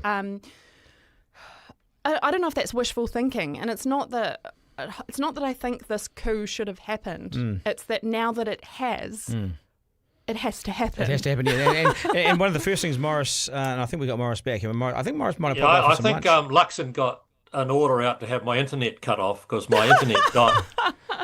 It's either that or the Chinese. Yeah, well, you may not be seen again if that was. I think it might have been Chris Bishop actually who was out for you after. We're just trying to we're trying to put two and two together to make five. But Maurice, if you've got two areas set up for a press conference after this, so you've got over here you've got a camera and over here you've got a camera. So you've got two spots. If Luxon's held on, the losers aren't going to come out and say, we tried our best to get rid of this guy. I mean, you're going to have Luxon over here conceding, and then the new guys over here, right? Yes, I think that's right. Yeah. I mean, it's. Where did you go, Maurice? I mean, what did you do in that 10 minutes that we lost you? Did you have lunch and we're starving? I couldn't here, get back in. having I held just up couldn't get back in, but Willie sent me a new link, so that's got me back in. Well, I just knew that I'd overstayed my welcome, and you guys just pressed the button. Not at all. It's the largesse of the corporate media works lunch that's probably affecting us all. That's my problem. Yeah. So we can't. My agent said I should push for more money if we were going to run over time.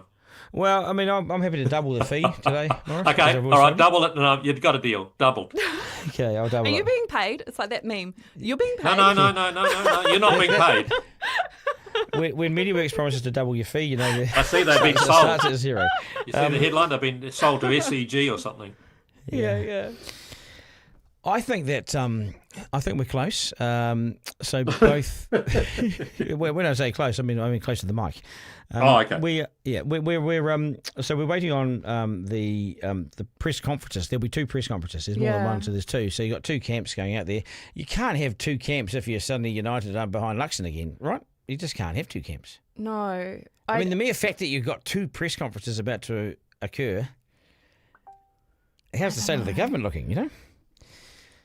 People who maybe they did what Annie me, did and set up 2 locations just to confuse them all. Well, that's what I did, was because I was getting as a staffer, I was like, I'm not in the room, and we were being absolutely hounded by the media, as you can imagine. And so I just went, you know what, I'm going to book both. And then when they ask me, I'm going to say, look, I've got not a clue, so I'm just booking both so that they're... I did a speech the other night where I said, if someone comes along this election and tells you they know what's going to happen, they're completely lying to you. Yeah. So thank you for having me along tonight to tell you what's going to happen this election. Yeah. You know, no one has any idea. I mean, and things can turn on a dime as well. Microphones are being plugged in. They're all loitering around. But Duncan, my point is, until 9:30 when they walked into that room, they didn't know what they were going to do. That's the thing. I spoke last night to a couple of them, and all of them, without fail, sounded uncertain. Correct. Yeah. Because no one knows what the other guy has pledged, right, Maurice? Yeah. That's right. And there was just a feeling that that they'd been, oh, here we go again, we're back in this, oh my God, I've got to get my head around this, and a feeling that they didn't know what everyone else's cards were. Yeah. Can it be, is it possible that as an MP in these things, you can pledge to both camps that you're with them? Everyone's telling you. There's been a lot of that. Yeah. We used to have one member of our caucus, it remained nameless, but whenever there was a big trip up for voting, he would pledge to nearly anybody that asked him, like someone said, oh, well, so-and-so's backing me. And well, he said he was backing me, and he'd pledged to 7 different people that he'd vote for that. No, I won't tell you who it was. It's embarrassing for the poor old guy. He's well since gone from power. But of course, I'm with you all the way. And then you hear that he told the other bloke, I'm with you all the way. Yeah. Thanks for your support. I appreciate it. The other guy thanks you as Whereas well. I was a little bit more outright. I always said to somebody, if I like them, I think you're great and I'm with you. And if I don't like you, I said, you won't get my vote in a million years. And that can cost you politically. It really can. It can. I mean, we look at what Nicola Gregg said this morning. She may have cooked her career. For no reason. If Erica's in charge, she's going to say, well, you said that I couldn't be PM. Off you go. I mean, just so people wonder what she said. She said she's a friend of mine, but she'll never be a Prime Minister or material or whatever. Yeah. Now, what a stupid thing to say. For no reason. I mean, the person who may well have sunk themselves today is only one person. That was probably Nicola Gregg, who's the Minister of Women. I know. Your best line until it's all decided to say there's a whole lot of people in our team. Any one of them would make a damn good Prime Minister. Exactly. What about John Key's line was always good? I thought that was good. He designed it because he did want the top job, which was there's no current vacancy. Yeah, exactly. And I think it's better to kind of convey confidence in all of your colleagues, but say, but we're happy with what we've got, than to say this one shouldn't do it. It's going to always end in tears. But how was Key, though, a couple of hours ago when we first came to air on this... but uncertain. He was not sure that Luxon was going to hold on to the job. Now, Key's still pretty plugged in, isn't he? But yes, of course he is. But that would be the only answer you could give, because even if you'd spoken to what have you got to get to? You've got to get to 25 or to get half of your 40. Even if you'd spoken to 25 and said, yeah, I'm voting to have him gone, you don't know that's what will happen in that room. And so National could now. I mean, they could collapse even further off the back of this, and then you suddenly end up with what did you have, Maurice, at your low there? 27 MPs. You can't actually be an effective opposition with 27 MPs. You can't staff the place. You can't go to the select committees. And what was hilarious, it was when I got demoted to number 27 of 27 and put to the back, it was the exact same month that Telecom launched its Go 27 campaign because they were dropping 025. Yep. And they were moving to 027. And they used the O as the word go, G and then the O, and then 27. So I held up a big call flute in the Parliament. And I thank Telecom for their backing of my being demoted to number 27 and their encouragement for me to push on, go 27. The thing is, even if National drop further and do lose seats, a lot of them will not go left. They will go right, or they'll go wherever in the coalition. Yeah. So this is not necessarily dire for the coalition, but it is dire for the National Party. Yeah.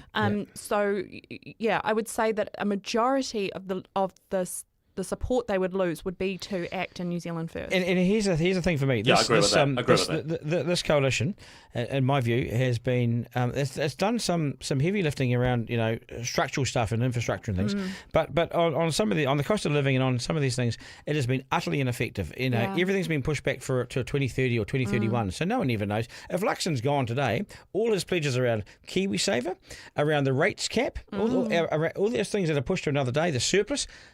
Where does it leave it? It leaves it up in smoke. Well, it becomes What's he achieved? It becomes again a game of pressure and negotiation because all of his hard lines, as you say, disappear. So it gives Winston and David, assuming they are in a position to negotiate, they can say, well, you've not got any hard lines, actually. We can push you on all of this stuff. Everything that you said you're going to achieve, you haven't achieved yet. It's just a date in the future, Maurice. I've got a lot of evidence to back this up. But in the end, because you only get one vote when you go in there, because party vote's the only thing that you really have, the constituencies really don't count because they don't add to anything. Because you've only got one vote, you've got to distill down all of the issues that are important to you. How much do you believe health is? And what about your security and law and order? And what about the economy? And what about the publics? You've got to do a multiplying of a whole lot of factors with a different weighting coefficient and come up with I like National overall. That doesn't mean you like them on their superannuation policy, doesn't mean you think their transport's the right thing, but in the end, you've got to distill it down to that one thing. Yeah. And I always tell people you are not voting for your favourite party. You are voting for the least shit party. Yeah. And correct, so correct, you are deducting of all the things you hate about all the parties, who ends up at the end of the day with the least things you hate. But isn't it that question though, Maurice, the crucial one that we all talk about? Are you better off after 3 years of this coalition? Yeah, that's the question. That's it. Yeah. I used to use the line that when people wake up in the morning and they put their feet on the floor beside the bed, 3 or 4 things fly through their head. First of all, is my job secure? Because I've heard talk there's going to be layoffs and I might be one of them. Second one is that black spot on my wife's back a melanoma? And if it is, will she get fixed or will we wait on the health waiting list and never get it seen to? Third one is, are my kids going to be fit for purpose when they leave school and into the world and so on? Or is the education system just dumbing them down, and Singapore and that are taking the world by storm and we're not? About 3 or 4 things that are nuggets in your brain that you're thinking about. But I said to Key when he was trying to push the Key referendum, I said, you're wasting your time, the flag referendums. I said, I don't support the royal family or the Union Jack and so on, but let me tell you, it doesn't even rustle the leaves on the tree for most people in terms of their daily life. It was the only thing he burnt political capital on. Yeah. And I said, I've yet to find a single person who woke up in the morning, put their feet on the floor beside the bed and said, "Jeez, I hope that flag's changed today." Yeah, man. It's not what people vote on. And so all the sideshows and all the things that you like, I got told my support of the gay marriage legislation, I got told by people here, including pastors and vicars, you're gone, you've lost the seat, you've damaged. Well, the next election I got an increase. It was a great speech. I loved the speech. And actually, but the next election I got an increase in vote. I'm a funny gay who was actually, I think civil unions gave us the civil rights that made us equal, and it wasn't necessarily necessary for us to then get the religious Right. stuff. Gay marriage. It didn't bother me. As Yeah. long as they've got the civic ability, that's fine. So I wasn't so, and I'm definitely, as I've got older, become more distilled on that. However, your speech was spectacular. Yeah, it was. And I did really enjoy it. At But the time. nobody voted, in my electorate even, nobody voted based on gay marriage. No. They voted on the economy, their kids' future. I always used to say it's the hip pocket and your kids' future. Yeah. And that's how people vote. Didn't Key vote for one way on civil union and the other way on There were a gay few. marriage? There were a few that did. Yeah. I think it became in a real time of a tipping point. Like, for example, Barack Obama ran on opposing gay marriage in Correct. 2008. Yes. And Key followed that. Key followed that. And then by 2011, whatever it was, he had changed his tune and was running on this like different platform. So during that time, there was a real kind of it was a moment of tipping into actually we all agree with this now, and so what was that, Maurice? Go back to Parliament in the mid-'80s when Fran Weil was putting her homosexual law reform bill through, because up until she put the bill coming through, out now.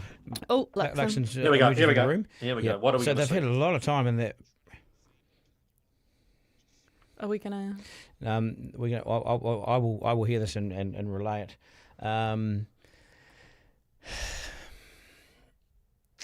So Luxon's emerging from the room. Yeah. And heading towards the journalists who are What's waiting he for wearing? What's he wearing? A nice tie? Something. Blue suit. Luxon, Stanford, Bishop, and Goldsmith have entered the room. He's acknowledging his success. Luxon stays. Is that what we're hearing?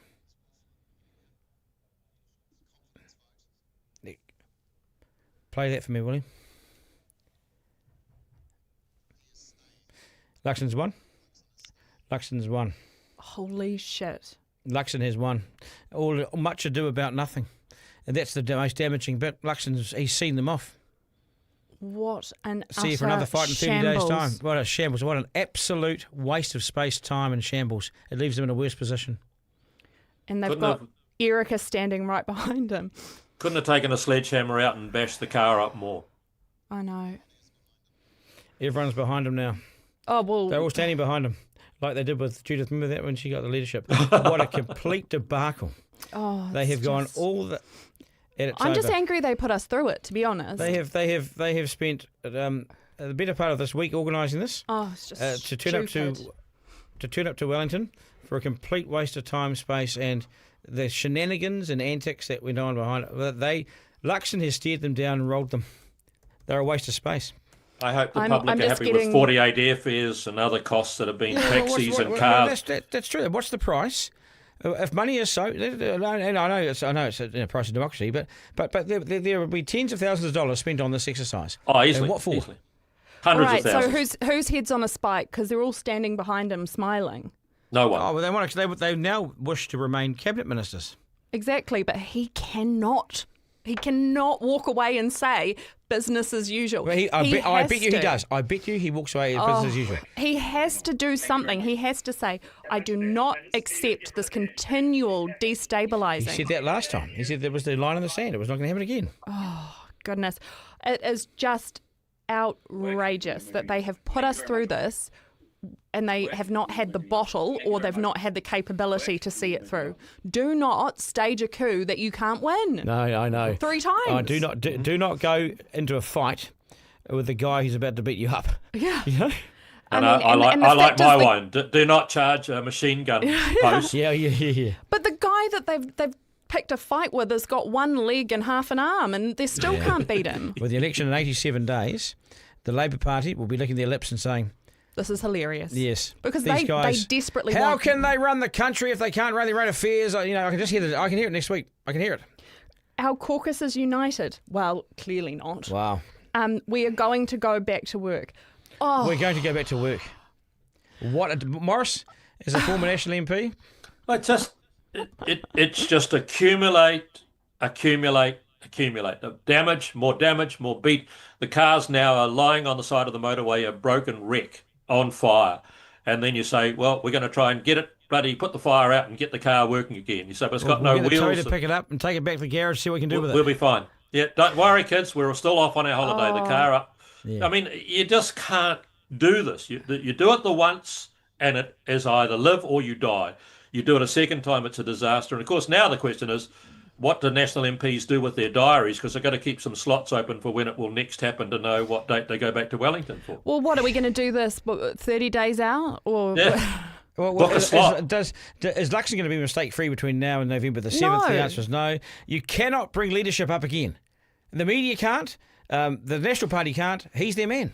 Whoever picked a loser. instigated this Yeah. has now handicapped the party. And, Correct. And their colleagues should absolutely blast them. He should sack them one by one on the spot right now. Yeah. Shows that he's got a backbone, because if he doesn't do that, Maurice, what's been the point of it? He's got to show at least something out of this, that he's a tough guy. Not whimper away into the background by hanging on to them. I remember cannot believe it. my one line earlier on was, if he loses, he loses, and if he wins, he loses. He loses. Because that sums it up. It's debilitating. The only thing that I think Annie said that I'm really comfortable about is that it's likely to leak to either side of him rather than across to the other side. That is something I take comfort in, is the fact that as someone who'd like to see the coalition returned, though these guys are really testing my patience, I do have comfort in the fact that the polling has showed consistently that the coalition is still ahead. Yeah, just. I mean, it's tight. But also, I think at this point, yes, we've said that Luxon is damaged by this, but all of those who we assume were behind it are also damaged. Yeah. They are also now they've shot their credibility. Oh, they really have. Because all it says to me is, you've launched, 3 coups now? They can't organise a piss-up in a brewery. Yeah. I mean, that's the truth. And the other thing was, Maurice, on Sunday had a big press conference to smoke Labor out this week on tax and spend and on fiscal responsibility rules and everything, budget responsibility rules. They were going to smoke them out this week. They're going to put pressure on them. All they did was they left that room and started to get themselves smoked out themselves. Interestingly, What an own I goal. believe there's a planned event for National tonight at a hotel in Auckland. What for? But fundraiser type thing. I'm gate crashing. Well, it'd be quite funny, wouldn't it? I mean, it's how are they all going to sit in a room and sip? Oh, this is so damaging. Oh. I mean, it's like you're going into, and I've probably done this properly, but it's you're separating. You're heading towards divorce in your relationship. And you go to the counsellor and you're sitting in front of you. Is there anything we can do to stay together? You get 6 free sessions. Yeah. Before you have to go to the private one. You get 6 free sessions. You know it's not going to work, so you go through the motions, it's all over. These guys are now pretending to be friends again, Maurice. It is just... Yeah, sorry, Maurice. I'm just so blooming. No, well, so am I. Yeah. I mean, I reckon we can wrap it up there. Yeah. You don't charge the machine gun pillbox unless you are prepared to die, or you think you can take it. Yeah. There's a friend of mine's just messaged me, and I think has probably got it spot on. They were trying to do a coup by media, briefing Coughlin that leadership changes were inevitable, and let Coughlin talk it up. Yeah. So. I believe that. They were too gutless and too naive about how to do it. They didn't have the support, so they. Do we went know to if the a media. vote was taken? Was a vote taken? I assume there was a vote in his... Yeah, I believe so. But so they went to I the haven't media to heard try and whether whip that up was a voted story. or whether he just stared them down and they decided they wouldn't vote. There was a confidence vote in my leadership this morning. Yeah, there was. There was. Okay, there was a vote. I'll just stand by. I've got the clip of Luxon, which is coming very, very shortly. We'll put this to air. We're just loading it up now, so just stay with us, and I'll bring it to you in a second. There was a vote, yeah, absolutely. And it was last time as well. Yeah, but last time there was apparently 2 in it or something. 27, 22 or something, but I heard. But so this time he's won it again. Yeah. The people that wanted to replace him were disorganised, dishevelled. The problem is there's too many chiefs and not enough Indians in the coup, right? So the people who are wanting to unseat him cannot agree on who's the leader. When Shipley rolled Bolger, it was called the Te Puke bypass. That was the name of it, wasn't it? Yeah. And it was Tony Ryan and Bob Simcock, and they went around getting all the agreement and all the numbers and everything, and it was presented as a fait accompli to Bolger when he arrived home. Was that right, Morris? And it was all That's over. right. Yeah, Doug Graham met him at the airport and said, they've got the numbers, here's the vote. I was in the Hokianga with the parliamentary rugby team at the time, and I saw them all hit the phones in Dargaville. McCulley and my parents were watching the game, and they said, Dad said, I've never seen so many politicians on phones. And I said, what's this about, Brownie? And he goes, oh, well, we're rolling, Bolger. And I said, what would you know? I tell you what, it really dates itself, because Jenny called me and she said, right, I want you to write that you support me, and I support Jenny Shipley, and put a signature on it and fax it back to me. Wow. I put it in the fax machine and pressed the button. And you sent it to the wrong person. You sent it to Bolger. I sent it to all 3 leaders contending. I support you, signed Maurice Williamson. Here's Christopher Luxon just from a short time ago, addressing what's just happened. We have a lot more to do. Our plan to fix the basics and to build the future is a positive plan, a very positive plan to help New Zealand realise the innate potential that it has. There was a confidence vote in my leadership this morning at our caucus meeting, and I have the full support of our caucus. And our caucus is united, and it is determined to win this election. Our focus is on National's positive plan to fix the basics and to build the future, so that we realise the incredible potential that sits in this country, and that we set it up for our kids and our grandkids so they can do better than we can.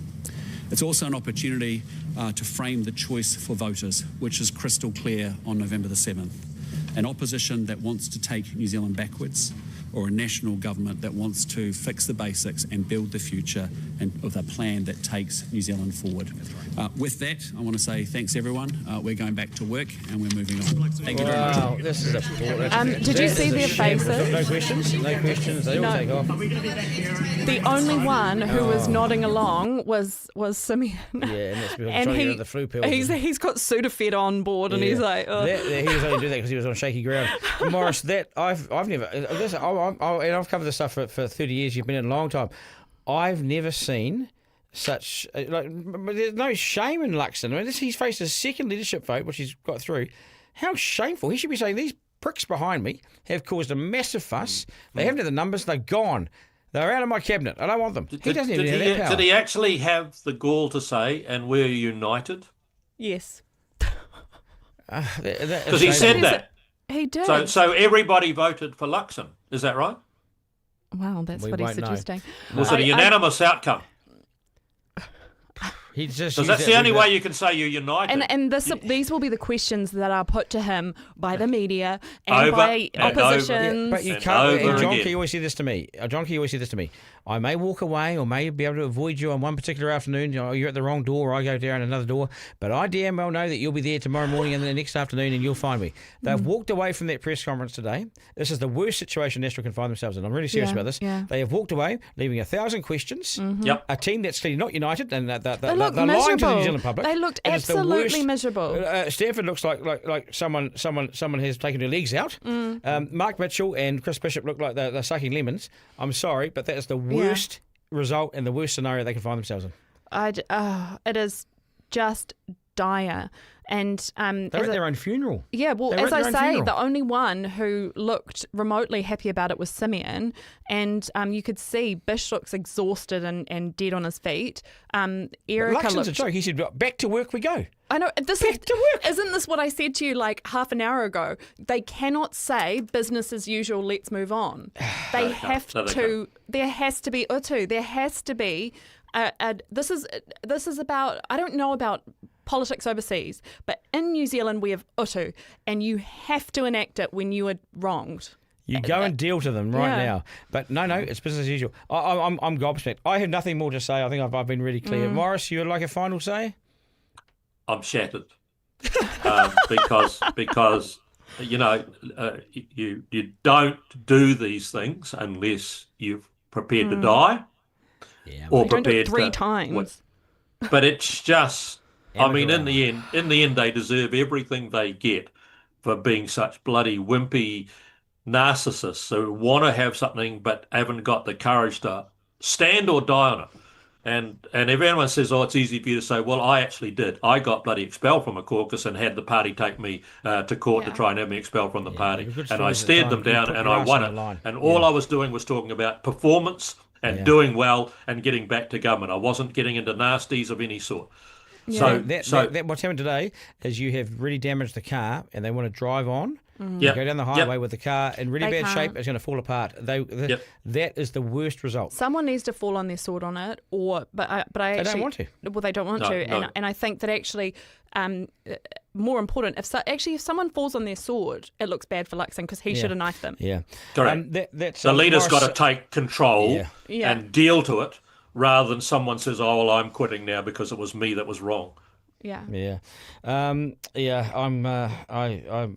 can't even get into my iPad now. Sorry. Thank you for all your comments and your paid all the people who throw money at us and everything. Thank you so much, Maurice. You've been an absolute star. Okay. How long have you been on for? We've had you on for almost 3 hours? Is it 3.5 hours? Yeah, nattering and yarning. Yeah, and getting it all wrong, and we got it all wrong. We did. So did they. And so did they. Listen in future, listeners. Yeah, We Maurice, don't know what we're talking about. If someone tells you they know about New Zealand politics, don't believe them. Maurice, Correct. you've been brilliant. I'll double your fee and it'll be checks in the mail. That'll be brilliant. That'll be brilliant. Yep, just stand by for that. And you're doubling Annie's as well. So Well, I got a coffee. Triple here. So. She got a free coffee. Yeah, well, it's not free. Mrs. Mediaworks, you'll be I charged. didn't even for get a free coffee. I got a cup of tea that's cold. Willie made it. Willie, producer Thank Willie. you, Willie. Thank you, Willie. Okay, thanks, Willie. Thanks, Morris. Bye, Appreciate everybody. it. Thank you so Bye. much. Annie, brilliant. Thank you so Thank much. you. I hope you've enjoyed it. To our Team Duncan members, to subscribers, thank you so much for staying with us as we've gone through the morning, through lunchtime and into the afternoon. What a treat. What a treat. We have gone all that way and ended up back at the start. Where we were when and we how began. damaging is that, silly people? Thank you so much, folks. Remember, you can subscribe. You can text my name, Duncan, to 3598. I'll flick you a link. You get all the extra content out on the Friday, my newsletter, the whole thing. And we appreciate your loyalty. Remember, life's not just rehearsal, no curtain raiser. This is it. We live in one of the best places on earth. A strange political environment, but that's us. Thanks folks. Take care. Ta-da.